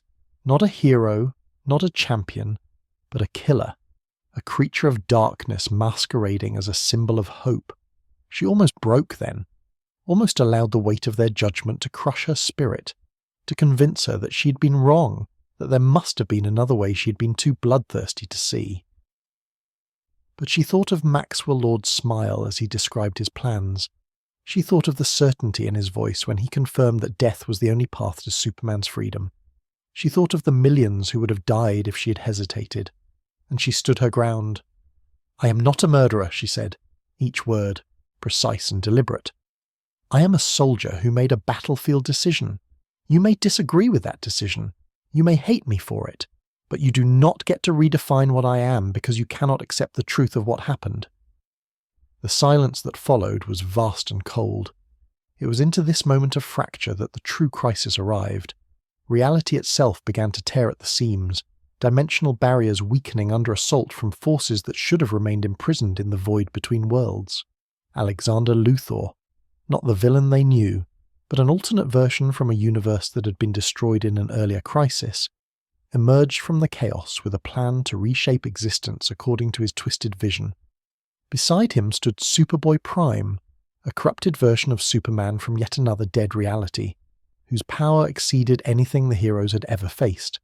They sought to destroy the multiverse and rebuild it from the ashes, creating a perfect Earth that would meet their impossible standards. And they had chosen this moment specifically, when the Trinity was divided, when the heroes were demoralized, when trust had become a relic of the past.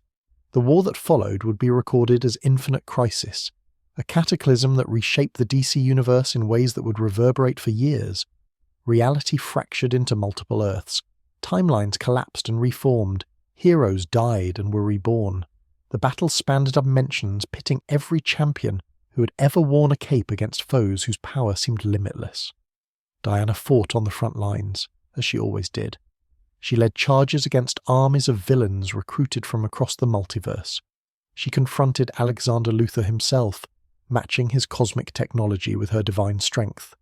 She stood beside heroes she had never met, defending realities she'd never visited, proving through action what her words could not convey, that she was still a protector, still a champion, still worthy of the mantle she bore. But the crisis demanded more than individual heroism. In the darkest hour, when defeat seemed inevitable, the Trinity was forced to confront a truth they had spent months denying. They needed each other. Not just their powers, not just their tactical capabilities, but the balance they provided, hope and shadow, strength and wisdom, the light and the warrior's edge. Separately they were formidable, together they were unstoppable. The reconciliation happened not through apologies or grand gestures, but through the simple act of fighting side by side. Superman saved Diana from a killing blow. Diana protected Batman from an assault that would have overwhelmed his defenses. Batman provided the strategy that allowed both of them to strike at Alexander Luthor's weakness.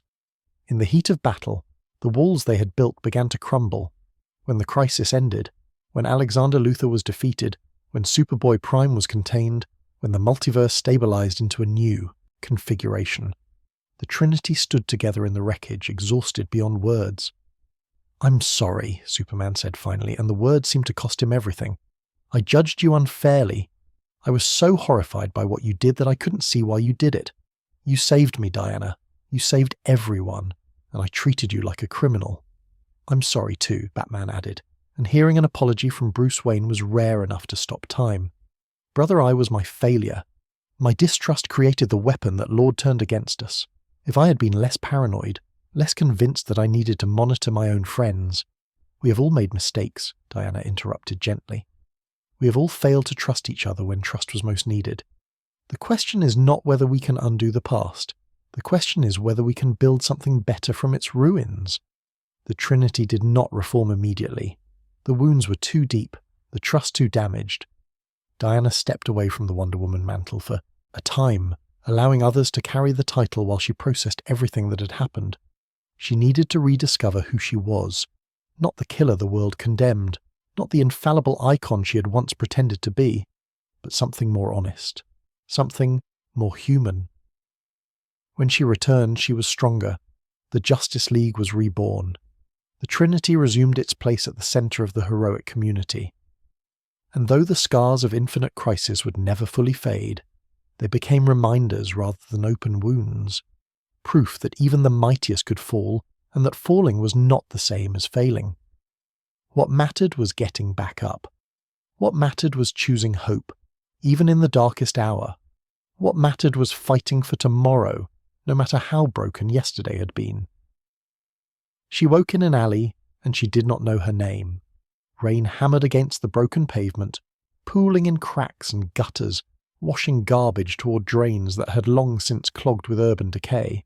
The woman, Who had become Diana pressed her palms against the wet asphalt and pushed herself upright, her muscles screaming with pain she could not explain, her mind a fog of fractured images that refused to coalesce into memory. She was wearing clothes she did not recognize, a leather jacket over dark fabric, boots that gripped the ground with practical efficiency, nothing like the ceremonial garments she felt somehow she should have been wearing. Where was she? Who was she? The questions spiraled through her consciousness without finding answers.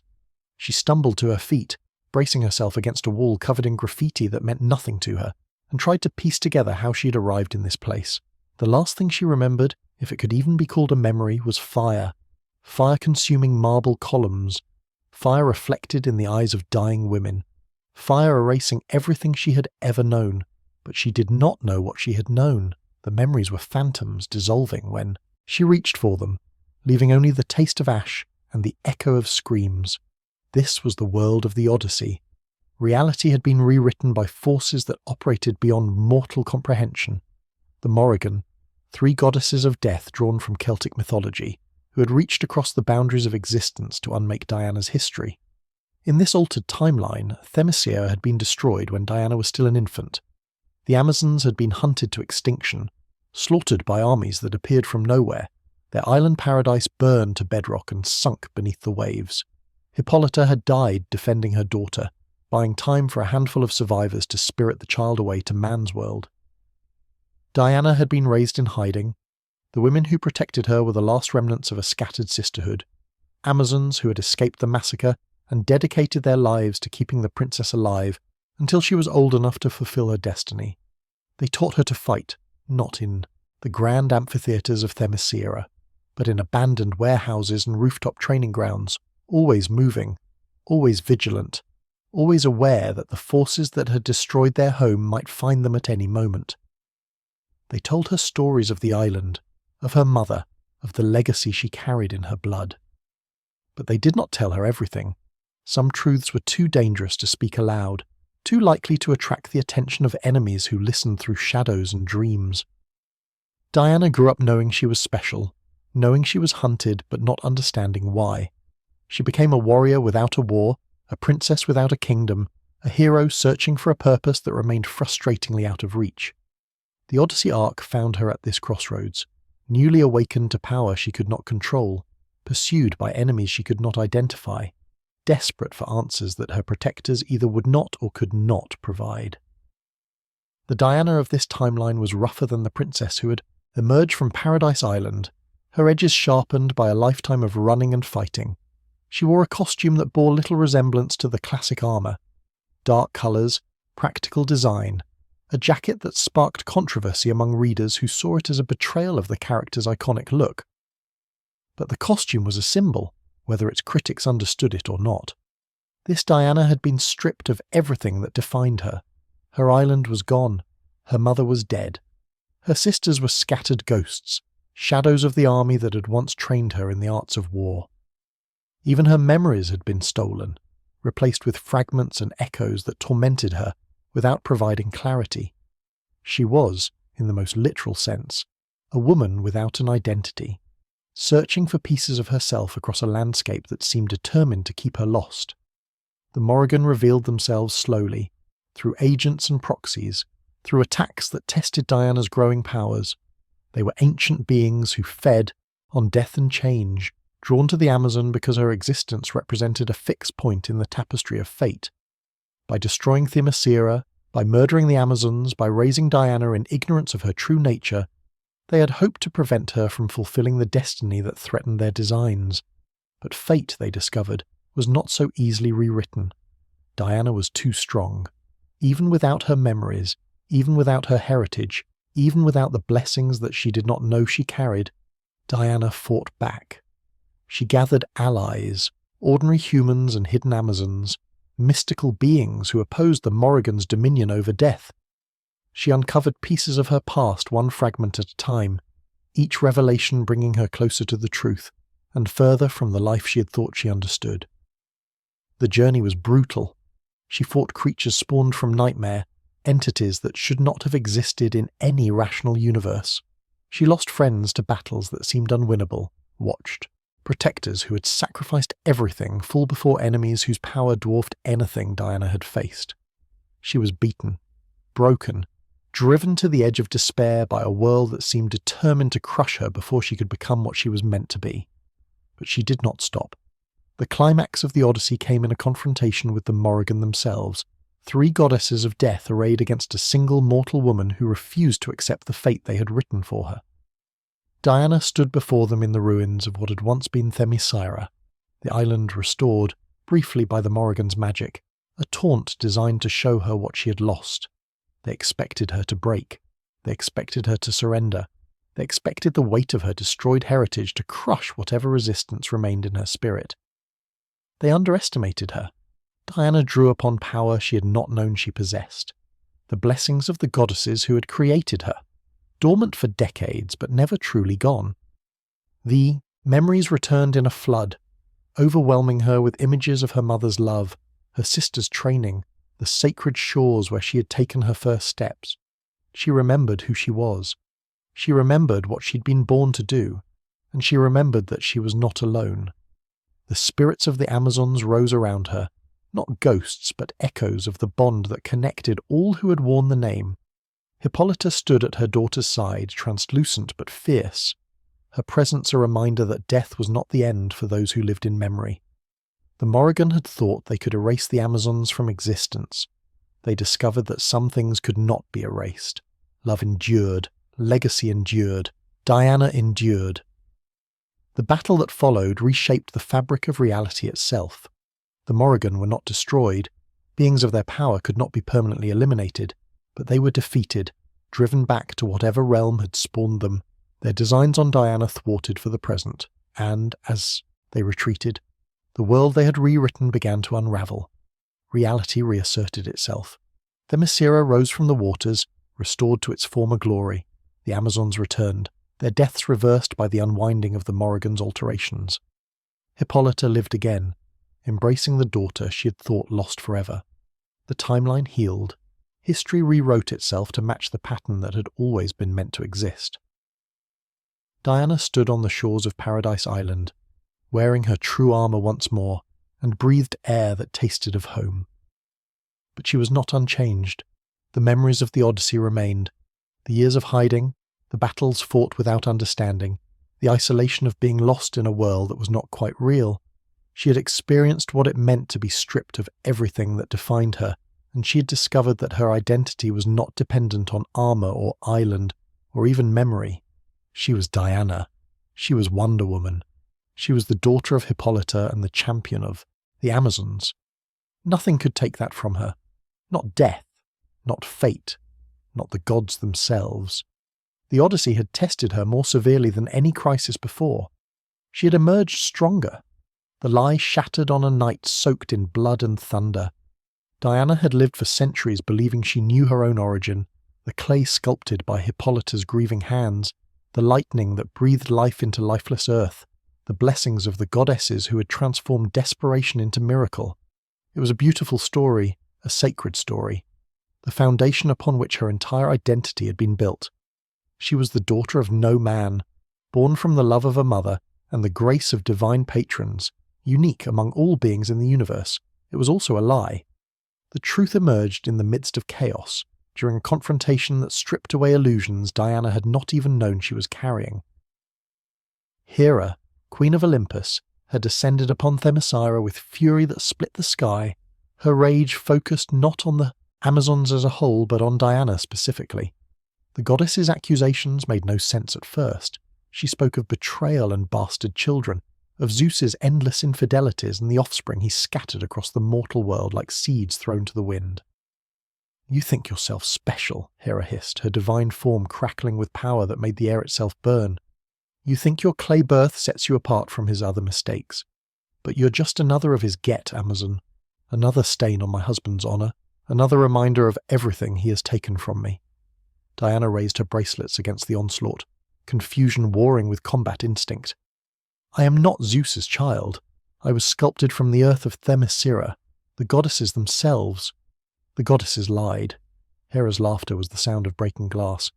"They all lied at your mother's request. Hippolyta knew what I would do if I learned the truth. She knew I would hunt you to the ends of existence as I have hunted every bastard Zeus ever sired. So she invented the story of the clay child, the miracle birth, and everyone agreed to keep her secret. The revelation struck Diana harder than any physical blow could have. She turned to her mother, who stood pale and trembling at the edge of the battle, and she saw the truth written in Hippolyta's eyes before a single word was spoken. "Diana," Hippolyta whispered, "I was trying to protect you." "From what?" "From knowing who I am." "From her." Hippolyta gestured at Hera, at the goddess whose jealousy had destroyed countless lives throughout the ages. "Zeus came to me centuries ago before you existed. He was charming, as he always is. And I was lonely, Diana. Lonely in ways that you cannot imagine, surrounded by my sisters but aching for something more. I made a choice that I have regretted and treasured in equal measure ever since." The battle paused as the weight of history reshaped itself around Diana's understanding. She was not a miracle of divine craftsmanship. She was the product of a union between the king of the gods and the queen of the Amazons, a demigod, half mortal and half divine, carrying the blood of Olympus in her veins. Everything she had believed about herself was wrong, and everything she would become was just beginning. The New 52 era of DC Comics launched in September of 2011, rebooting the entire universe and offering fresh takes on characters who had accumulated decades of complicated continuity. For Wonder Woman, this meant a radical reimagining of her origin and her place in the mythological landscape. The clay birth was rewritten as a cover story. Diana became the daughter of Zeus, with all the complications that lineage implied.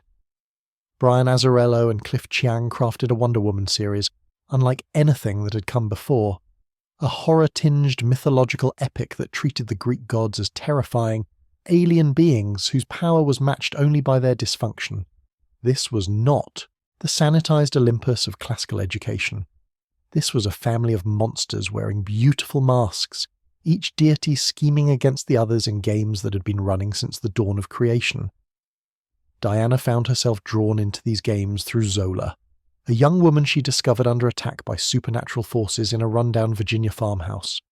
Zola was pregnant, another of Zeus's countless children, conceived during one of his endless mortal dalliances, now hunted by Hera's agents before the child could be born.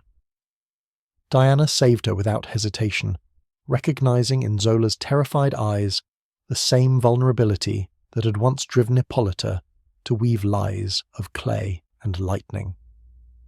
The protection of Zola became Diana's driving purpose through the early chapters of this new mythology. It connected her to the brother or sister growing in Zola's womb, reminded her that Zeus's blood carried responsibilities as well as power, and forced her to navigate the treacherous politics of Olympus at a time when the pantheon was tearing itself apart. Because Zeus was dying. The king of the gods had vanished from his throne, his power waning, his influence fading from the cosmos like a candle flame guttering in the wind. His children circled like vultures, each sensing opportunity in the power vacuum, each determined to claim the throne for themselves. Apollo, golden god of the sun, maneuvered with calculated precision. Hera's rage intensified as she realized that even Zeus's death would not restore what his infidelities had taken from her. And from the depths of forgotten history, something ancient stirred. Something that had been imprisoned so long ago that even the gods had forgotten its existence. The firstborn.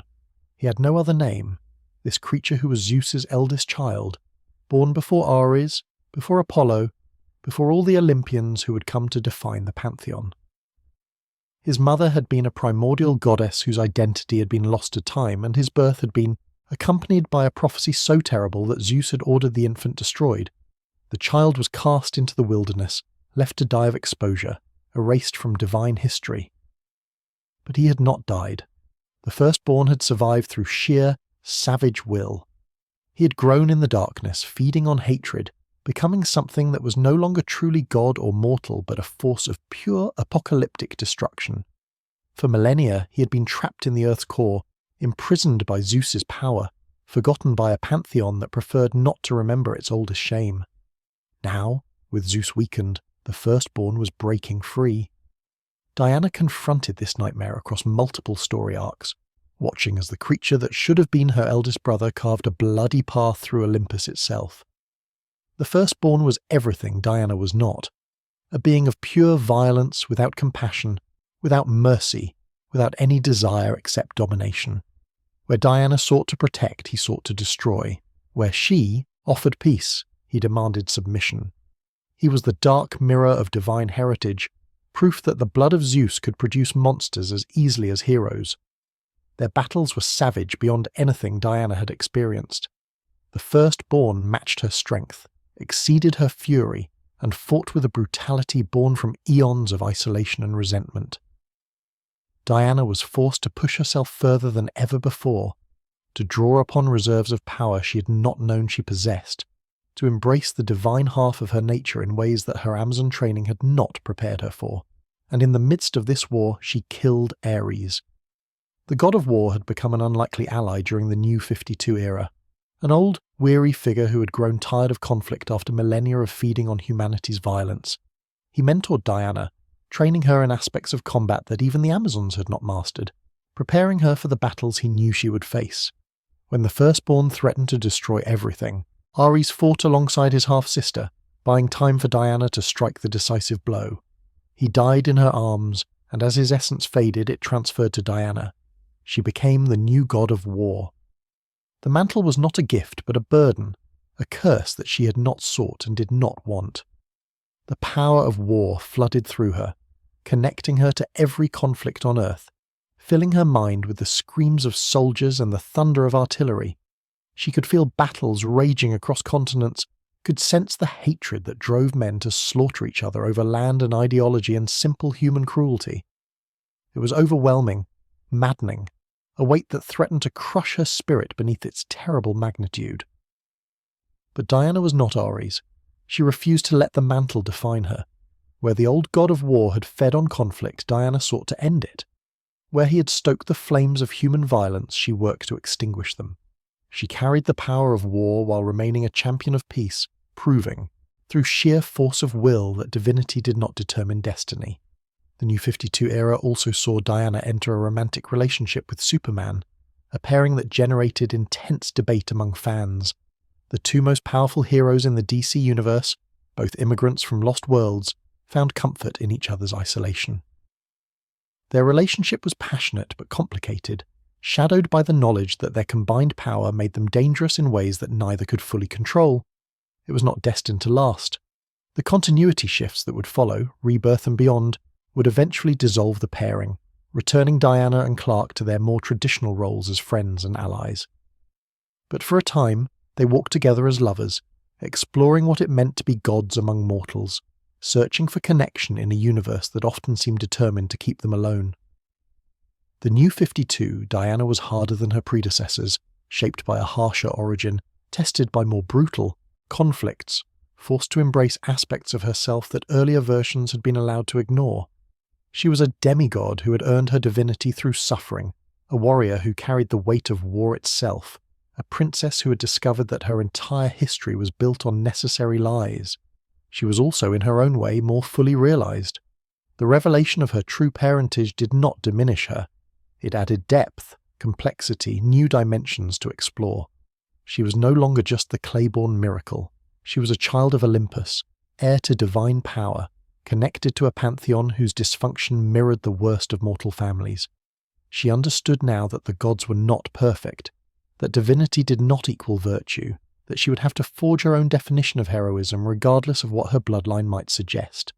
She was the daughter of Zeus, she was the god of war, she was Wonder Woman, and she would not let any of those titles define her. The screaming never stopped. Diana stood on a rooftop in Metropolis, the city spread beneath her like a circuit board of lights and shadows, and she listened to the world tear itself apart. It was not a metaphor. Since the moment Ares' essence had passed into her, since she had become the god of war, she could hear every conflict on Earth as clearly as if it were happening beside her. Gunfire in Syria, mortar shells in Ukraine, machetes clashing in conflicts the Western media had long since forgotten. Children crying over bodies that had once been parents, soldiers whispering prayers to gods who might or might not be listening. All of it poured into her consciousness in an endless, overwhelming flood. She had not asked for this power. She had not wanted it. When Ares fell in battle against the firstborn, His final act had been to transfer his divine mantle to Diana, not out of cruelty, but out of a strange, twisted respect. The old god had recognized something in his half-sister, a capacity for understanding war, that went beyond mere combat prowess. He believed that she could carry the burden better than he had. He believed that she might even find a way to transform it into something other than what it had always been. Diana was not certain he was right. The mantle of war was not simply a title. It was a connection to the fundamental concept of conflict itself, a thread woven into the fabric of human existence since the first caveman raised a stone against his brother. Ares had fed on this connection, drawing power from every battle, growing stronger as humanity grew more efficient at destroying itself. He had whispered in the ears of generals and kings, nudged civilizations toward confrontations that served no purpose except to generate the suffering he craved. War had been his sustenance, his purpose, his identity. Diana refused to follow that path. In the early days of her divine inheritance, she struggled simply to function. The constant awareness of global conflict made concentration nearly impossible. She would be speaking with allies, planning responses to threats, and suddenly she would freeze as a massacre unfolded halfway around the world, the deaths registering in her consciousness like hammer blows. Her friends, Superman, Batman, the other members of the Justice League, watched her with concern they could not hide, unsure how to help with a burden they could not share. But Diana was nothing if not adaptable. She learned slowly and painfully to filter the noise. Not to block it entirely, that would have been a betrayal of the responsibility she had assumed, but to compartmentalize it, to acknowledge the suffering without being paralyzed by it. She developed techniques borrowed from Amazon meditation practices, building mental structures that allowed her to function, while still remaining aware of the violence that churned across the planet. It was exhausting. It was necessary. And it revealed truths that Ares had never cared to acknowledge. The old god of war had seen only the conflict itself, the raw violence that fed his power. Diana, viewing the same tapestry of human aggression, saw something more. She saw the causes behind the conflicts, the injustice, the scarcity, the fear that drove ordinary people to extraordinary brutality. She saw that war was rarely inevitable, that the paths to violence were paved with decisions that could have been made differently. She saw hope, flickering in the darkness, wherever people chose peace despite every pressure pushing them toward destruction. She began to interfere, not in the crude way that Ares had interfered, stoking flames and whispering temptation. Diana used her awareness to identify pressure points, moments where intervention might redirect the course of conflicts before they reached their bloody conclusions. She appeared at peace negotiations that seemed destined to fail, her presence reminding participants that there were forces in the universe more powerful than their grievances. She confronted warlords and dictators, using the lasso of truth to strip away the lies they told themselves and others. She made herself a symbol, not of war's inevitability, but of its potential end. The gods of Olympus watched with varying degrees of alarm. A god of war who sought to end war was a contradiction in terms, a paradox that threatened the fundamental structure of divine power.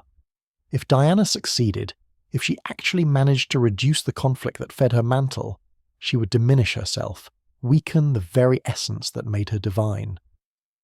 The other Olympians could not understand why anyone would choose such a path. They whispered among themselves that Diana's mortal heritage had corrupted her, that she was too human to properly wield a divine office. Diana did not care what they thought. She had never sought godhood. She had never wanted power for its own sake. The mantle of war had been thrust upon her, and she would use it as she saw fit, not to perpetuate the cycle of violence that had defined human history, but to break it. If that meant weakening herself, sacrificing divine power in exchange for mortal peace, then that was a trade she would make gladly. The internal struggle was constant. War whispered to her in quiet moments, an echo of Ares's ancient hunger that had seeped into the mantle itself. It pointed out opportunities for conflict, suggested ways she could fan simmering tensions into open warfare, promised power beyond imagination if she would simply embrace her nature. The temptation was real.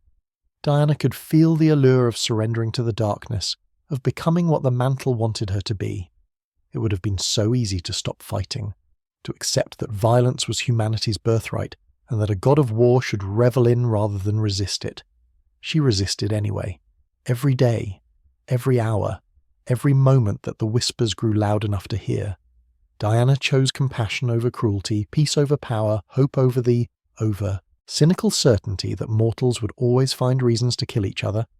She proved through sheer force of will that divinity did not determine destiny, that even a god could choose to be better than the office they held. The confrontations with the firstborn tested this resolve to its absolute limit. Her half-brother was a creature of pure war, violence incarnate, everything the mantle told Diana she should become. Fighting him meant embracing the aspects of herself she worked so hard to suppress. She had to become savage, brutal, willing to inflict suffering that would have horrified the princess who had left Themyscira so long ago. The battles pushed her to edges she had not known existed, forced her to question whether there was any meaningful difference between the warrior she had to be and the monster she feared becoming. She found the difference in the aftermath. Ares would have gloried in the destruction, drawn strength from the chaos, sought ways to prolong the conflict. Diana ended it. When the firstborn was finally defeated, she felt no triumph, only relief that the killing was done. She mourned the necessity of violence even as she acknowledged that violence had been the only option. And she returned to her work of building peace, of using the awareness that war granted her to prevent the next conflict before it could begin.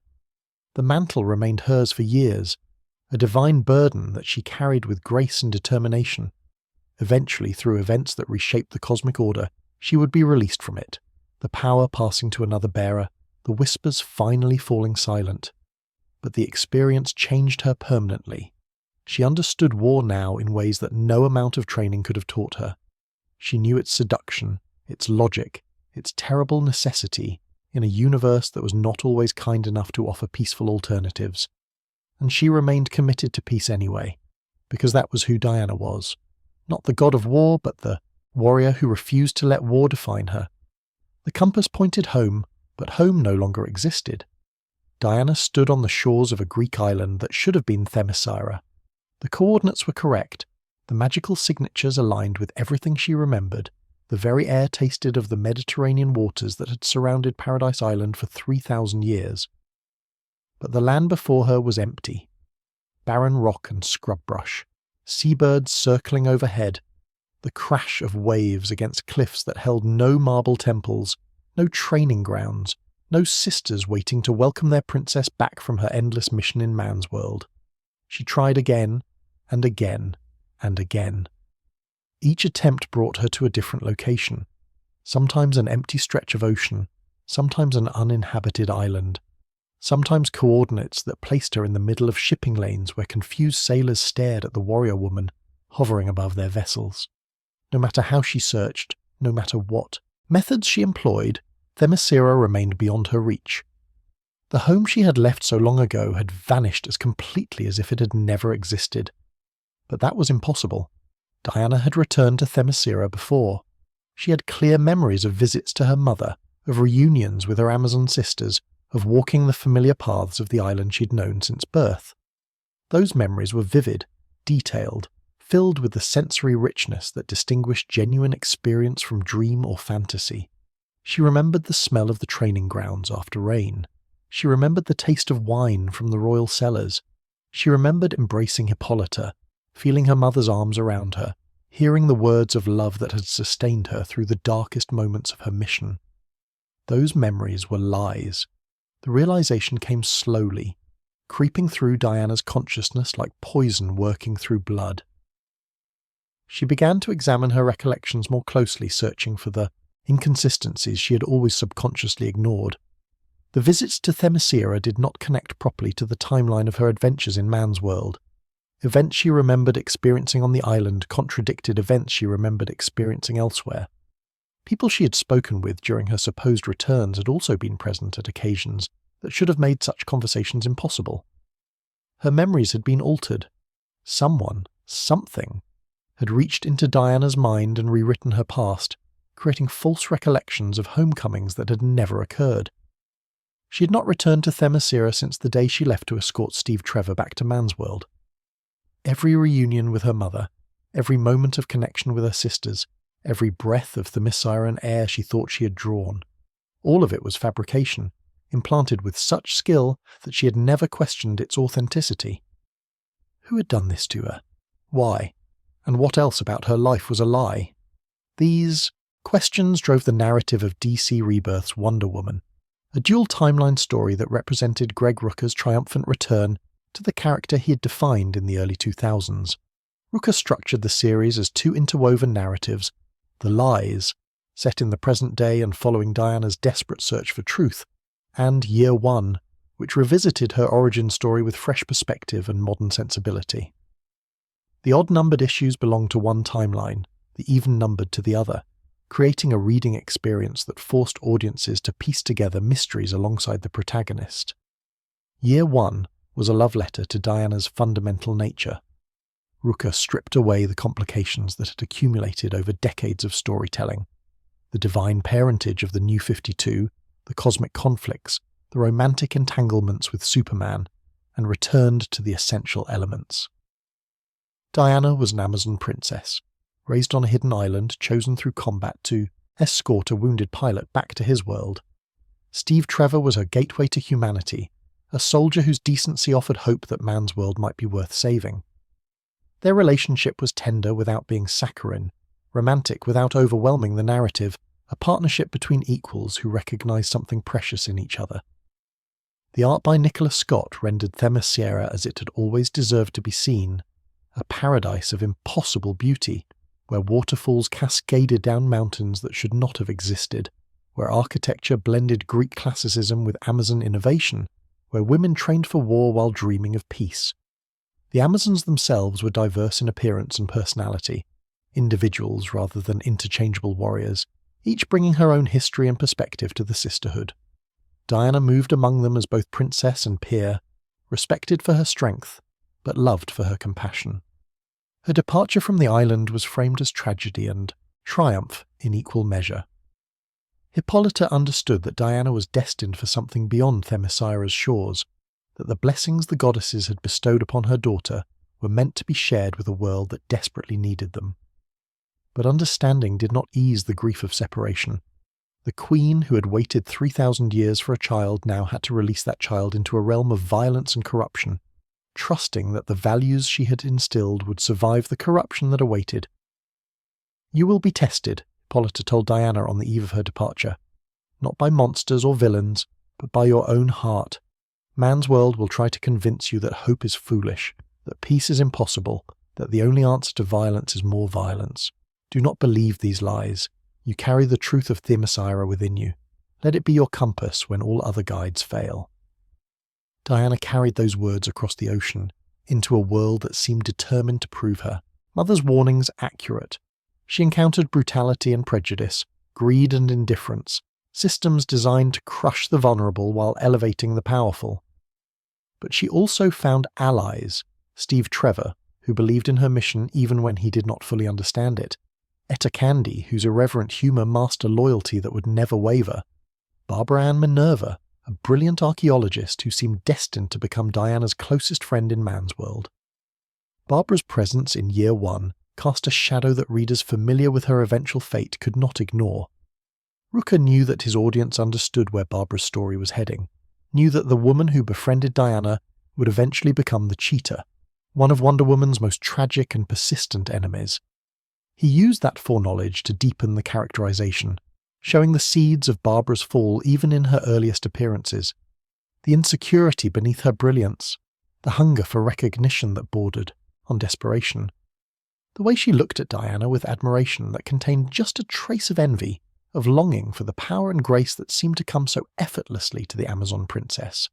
Their friendship was genuine, their friendship was doomed. The Lies picked up the threads that Year One was laying down and wove them into something darker. Present-day Diana, consumed by her search for truth, sought out the one person who might be able to help her understand what had been done to her mind. She found Barbara Ann Minerva in a maximum security facility, the Cheetah's savagery contained by technology, designed to hold metahumans far more powerful than Diana's former friend. But Diana did not come as an enemy. She came as a supplicant, offering something that Barbara had craved since her transformation: the possibility of a cure. "I need your help," Diana said. facing the creature that had once been a brilliant scholar, a trusted ally, a woman she had loved like a sister. Someone has manipulated my memories, stolen years of my life, replaced truth with comfortable lies. You understand deception. You understand curses. Help me find who did this, and I will do everything in my power to free you from yours." The cheetah's amber eyes studied Diana with an intelligence that the beast within could never fully suppress. Barbara was still in there, buried beneath layers of divine curse and accumulated hatred, and some part of her, some fragment of the woman she'd been before Oskataga's ritual, still wanted to believe that Diana's friendship was real. They formed an uneasy alliance, predator and princess, working together to unravel a conspiracy that stretched back further than either had imagined. The trail led them through mythological underworlds and modern black sites, through confrontations with enemies both divine and mortal. They discovered that the manipulation of Diana's memories was part of a larger pattern, a coordinated effort to prevent her from reaching Themyscira, from connecting with the power that her homeland represented. And at the heart of the conspiracy, they found the sons of Ares. Phobos and Deimos, gods of fear and terror, had been working for years to destabilize Diana's sense of reality. They had implanted false memories of Themysciran homecomings to pacify her, to prevent her from questioning why she could not actually return home. The island itself was sealed away, hidden behind barriers that even Diana's divine heritage could not penetrate, because the sons of Ares needed to keep her separated from her source of strength while they executed their true plan.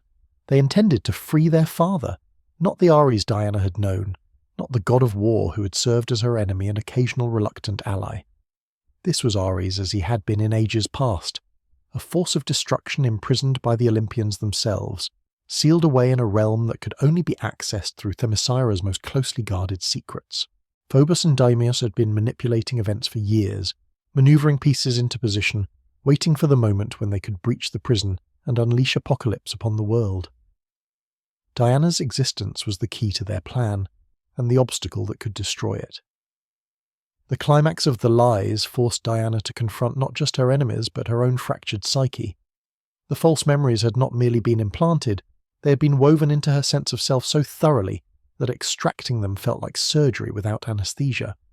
She had to accept that years of her life were fabrications, that moments she treasured had never occurred, that the comfort of remembered homecomings had been a prison designed to keep her docile. She emerged from the crucible changed but unbroken. Phobos and Deimos were defeated. The prison holding their father remained sealed. Diana's memories were not restored. The lies could be identified but not replaced with truths that had been lost forever, but she made peace with the gaps in her past. She understood now that identity was not dependent on memory, that who she was could not be defined by what she remembered or did not remember. She was Diana of Themyscira. She was Wonder Woman, and she would find her way home, no matter how long it took. The rebirth era represented a synthesis of everything that had come before. The warrior's edge of the New 52 balanced against the compassion of the post-crisis Diana. The mythological horror of Azzarello's run blended with the humanist philosophy of Perez's foundation. Ruka understood that Wonder Woman was not a single interpretation, but a mosaic of interpretations, each adding depth to a character who had been evolving since 1941. He gave her back to herself. And in doing so, he reminded readers why Diana mattered, not for her power, not for her beauty, not for her divine heritage, but for her unwavering commitment to truth in a world drowning in lies.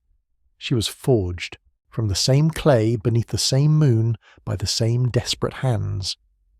The story had been hidden for decades, buried in the sands of comic book history, whispered about in letters, columns, and fan theories before finally being confirmed in the pages of Wonder Woman itself. On the night that Hippolyta sculpted Diana from the shores of Themyscira, she had not created one child but two. The clay had been shaped into twin forms, one pale as moonlight, one dark as the rich earth from which she was drawn.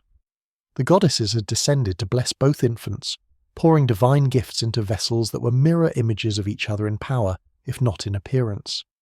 And then Ares had intervened. The god of war could not abide the creation of champions dedicated to peace. He had watched Hippolyta's desperate ritual with growing fury, recognizing in these clay-born children the potential to undermine everything he represented. When the goddesses departed, satisfied that their blessings had taken hold, Ares struck. He could not destroy both infants. The divine protections were too strong, but he could separate them. He snatched the dark-skinned child from her mother's arms and vanished into the shadows between worlds, leaving Hippolyta screaming on the shore with only one daughter to show for her miracle. Diana never knew she had a sister.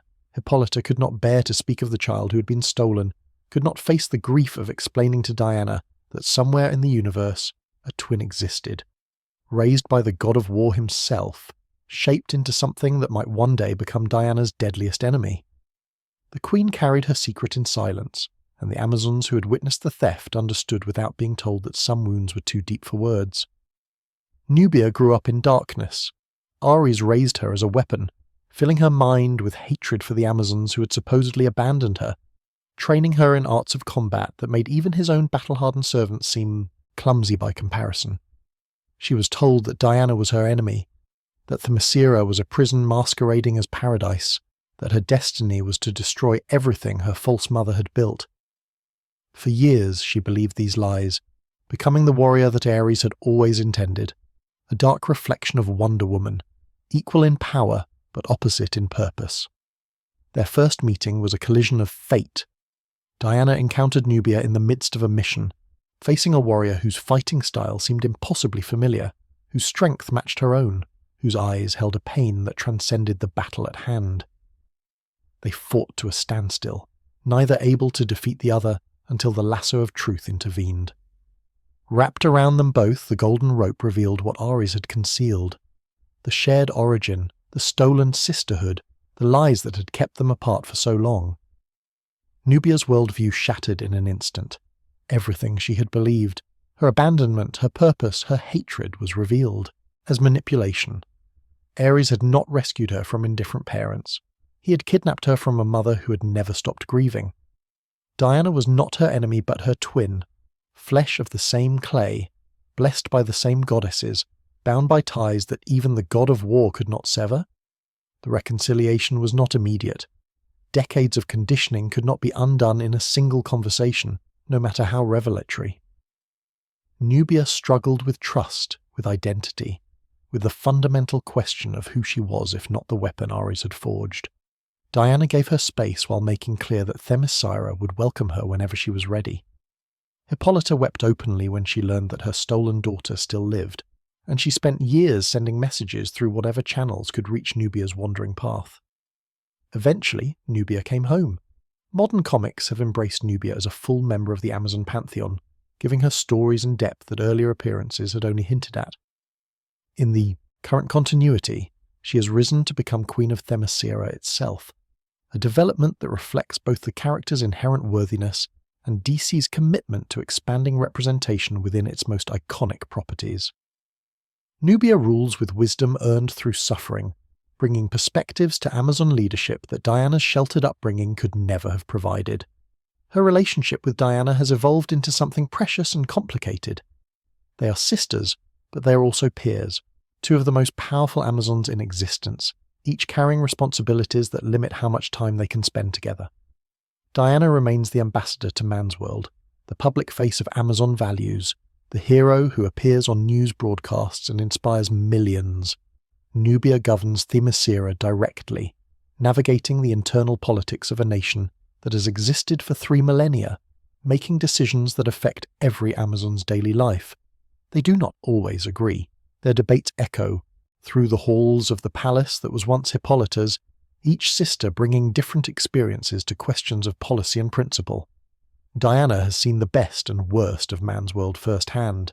She believes in engagement, in sharing Amazon wisdom with a humanity that desperately needs guidance.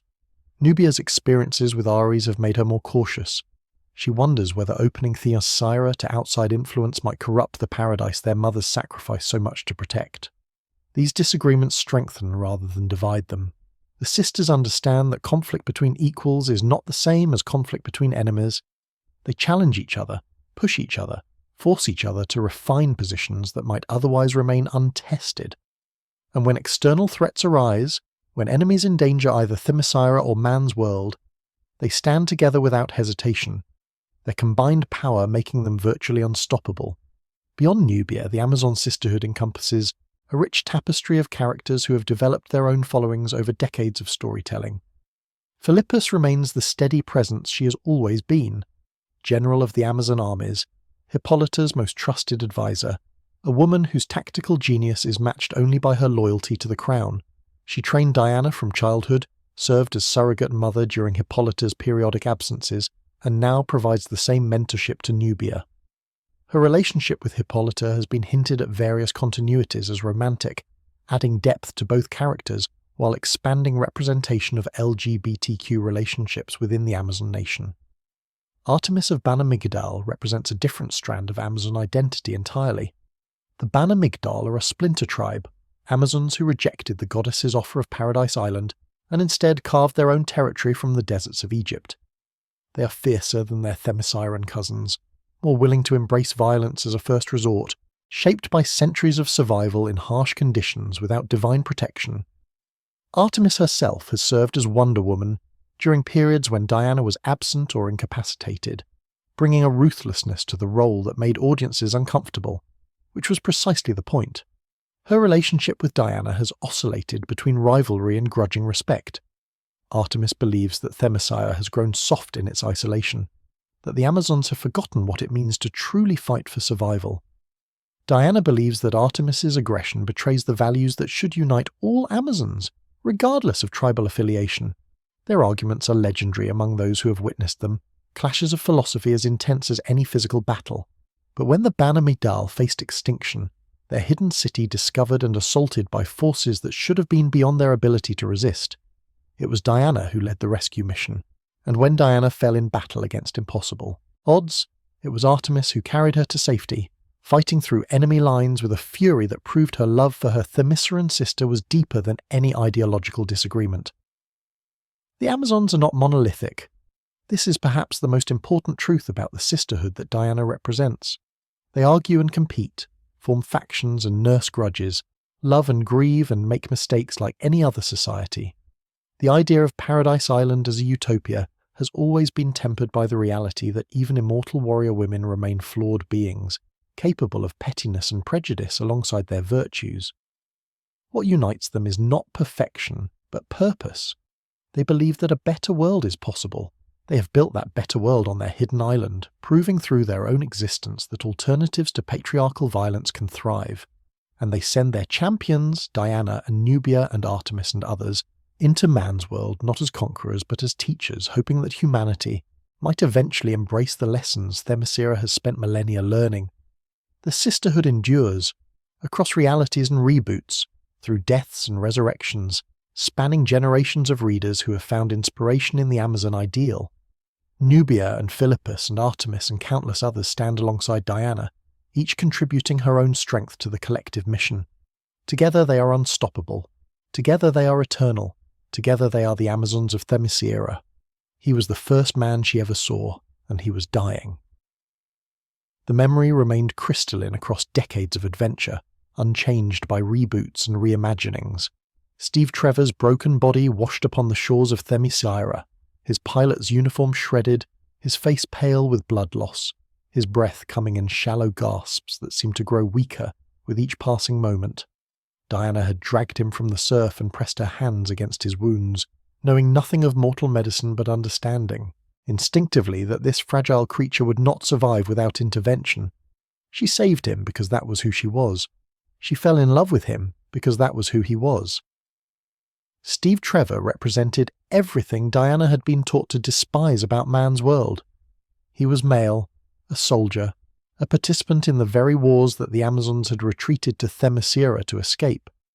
By every measure her upbringing had provided, he should have been an enemy, or at best an object of pity. Instead, she found in him a reflection of values she had thought unique to her people: courage in the face of impossible odds, sacrifice for causes larger than self, a fundamental decency that seemed to glow beneath his battered exterior like coals waiting to be fanned into flame. He was not perfect. He did not need to be. Their relationship evolved across multiple continuities, each iteration adding new dimensions to a bond that had been present since Wonder Woman's first appearance in 1941. The Golden Age. Steve was a square-jawed hero in his own right, a military intelligence officer whose adventures sometimes rivaled Diana's own. He proposed marriage repeatedly, accepted her rejections with good grace, and never wavered in his devotion to a woman who existed in a category beyond anything his conventional upbringing had prepared him for. The post-crisis, Steve was older, more weathered, introduced as a contemporary of Diana's mother rather than Diana herself. This version emphasized the impossible nature of their connection. He had loved Hippolyta during a brief period when the Amazon Queen had ventured into man's world, and now found himself drawn to her daughter, a woman who reminded him of everything he had lost.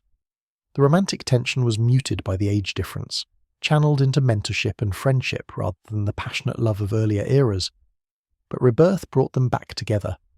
Greg Rooker's reinterpretation restored Steve to his rightful place as Diana's great love, reimagining him as a Navy SEAL whose extraction mission had gone catastrophically wrong, whose survival depended on a princess from legend agreeing to help him return home.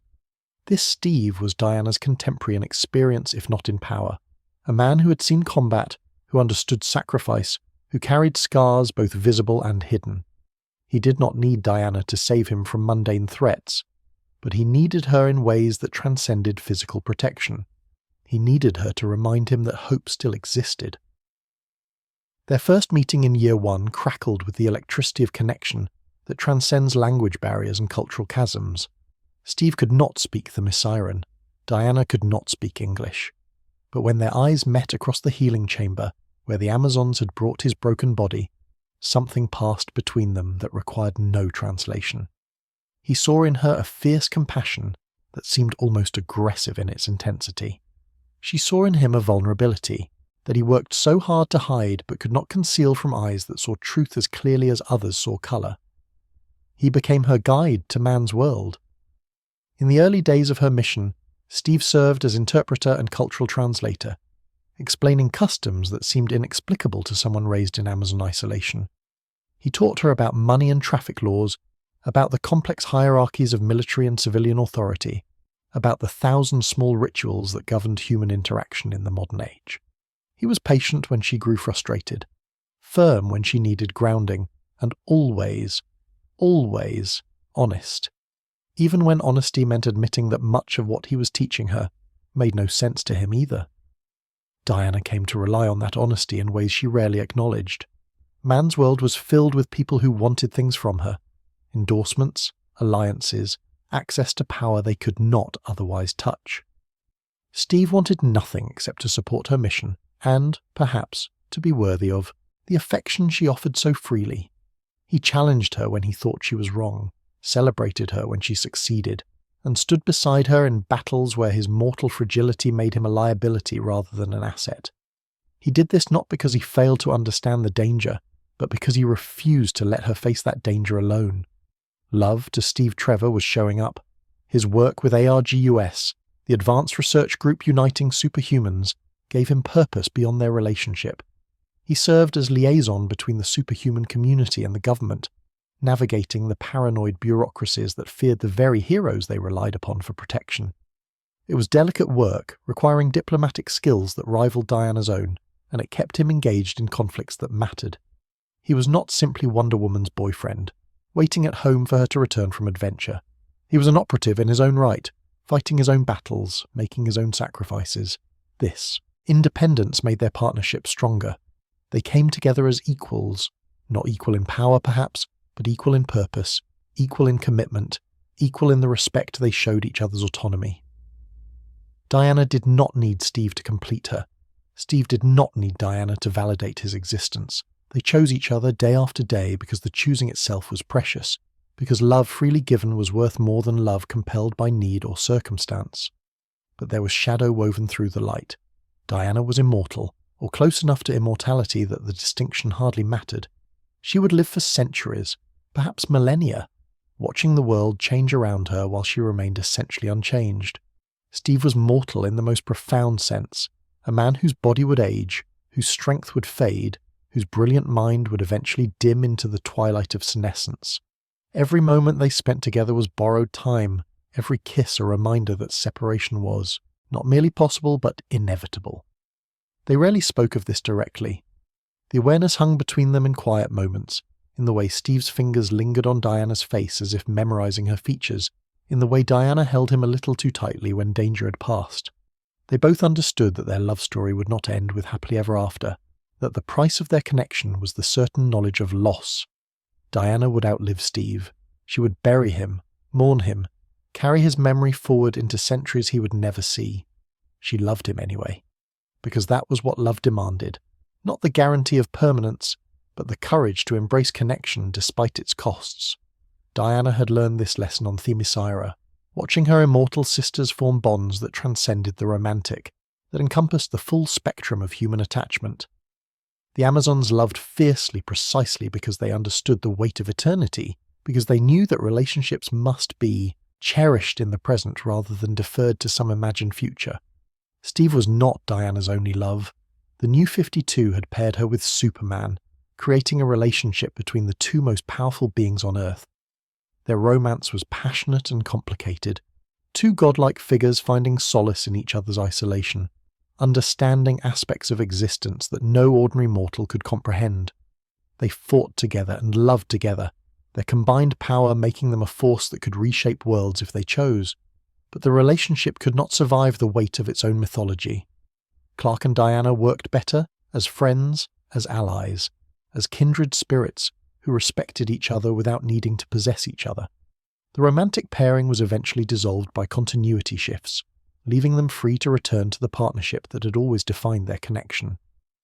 They remained close, closer, perhaps, than either was to anyone else, but the romantic tension dissipated into something more sustainable. Batman occupied a different space in Diana's heart. The attraction was real, acknowledged by both parties in rare moments of vulnerability. Bruce Wayne was brilliant and driven, a man who had transformed trauma into purpose in ways that Diana could not help but admire. Their philosophical disagreements only intensified the tension.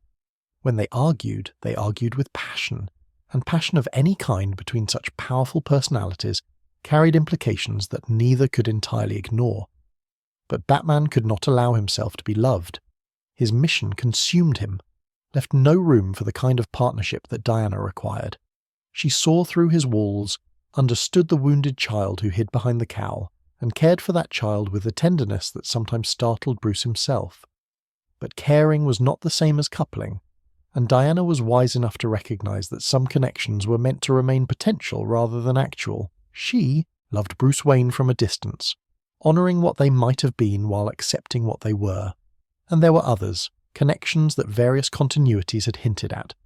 Relationships with women that reflected the fluidity of Amazon culture regarding gender and romance. Themyscira was a society of women who had lived together for 3 millennia. The bonds between them encompassed every form of love that humans had ever named and some that had no names at all. Diana carried this openness into man's world, seeing no contradiction between her love for Steve and her capacity for connection with others. Love, for Diana, was not a finite resource to be hoarded. It was abundant, overflowing, offered freely to anyone willing to receive it. She loved Steve romantically. She loved Clark and Bruce as brothers. She loved her Amazon sisters with a devotion that transcended individual attachment. She loved humanity itself, with all its flaws and failures, with a faith that sometimes seemed inexplicable given everything she'd witnessed. This was her truest superpower. Not the strength blessed by Demeter, not the wisdom granted by Athena, not the speed bestowed by Hermes. Diana's greatest gift was her capacity for agape, the universal, unconditional love that sought nothing in return, that embraced even those who had proven themselves unworthy, that believed in redemption when evidence suggested despair was the only rational response. Steve understood this. He loved her not despite her infinite capacity for love, but because of it. He knew that he could never possess her, never claim her exclusively, never be the sole focus of a heart large enough to encompass worlds. And he was content with the portion she offered, grateful for every moment of connection, determined to be worthy of a love that he could never fully comprehend. They were not a fairy tale. They were something better. Two imperfect beings choosing each other again and again in full awareness of the costs and complications that choice entailed. That was love, in its truest form. That was what Diana taught a world that had forgotten how to hope. She was born from a radical act of faith. In 1941, as the world burned in the fires of the Second World War, a psychologist named William Moulton Marston approached the editors of all American publications with an idea that seemed almost absurd in the context of its time. Comic books, he argued, needed a new kind of hero, not another man in a cape punching his way through problems, but a woman whose power derived from love rather than violence, whose weapons compelled truth rather than inflicted harm, whose very existence would demonstrate that feminine virtues were not weaknesses to be overcome, but strengths to be celebrated. The editors were skeptical. The audience for comic books was presumed to be young boys, and young boys wanted action, adventure, masculine power, fantasies that reinforced the values of the culture that produced them. A female hero, especially one who preached love and compassion, would never sell. It was a commercial impossibility, a creative dead end, a waste of resources that could be better spent on characters with proven appeal. Marston persisted. He was not merely a psychologist, but a genuine polymath, inventor of the systolic blood pressure test that would eventually evolve into the polygraph machine, researcher into the psychology of deception, theorist of human behavior, whose ideas about dominance and submission would influence academic discourse for generations. He understood, in ways that his contemporaries did not, that the stories a culture told itself about heroes shaped the kind of people that culture produced. If boys grew up reading only about men who solved problems through violence, they would become men who saw violence as the primary solution to problems. But if they read about a woman who was stronger than any man yet chose peace over war, who wielded truth as her greatest weapon, who proved through her existence that compassion and power were not mutually exclusive, perhaps they might grow into something different, something better. Wonder Woman debuted in All-Star Comics number 8, and she was unlike anything the medium had ever seen.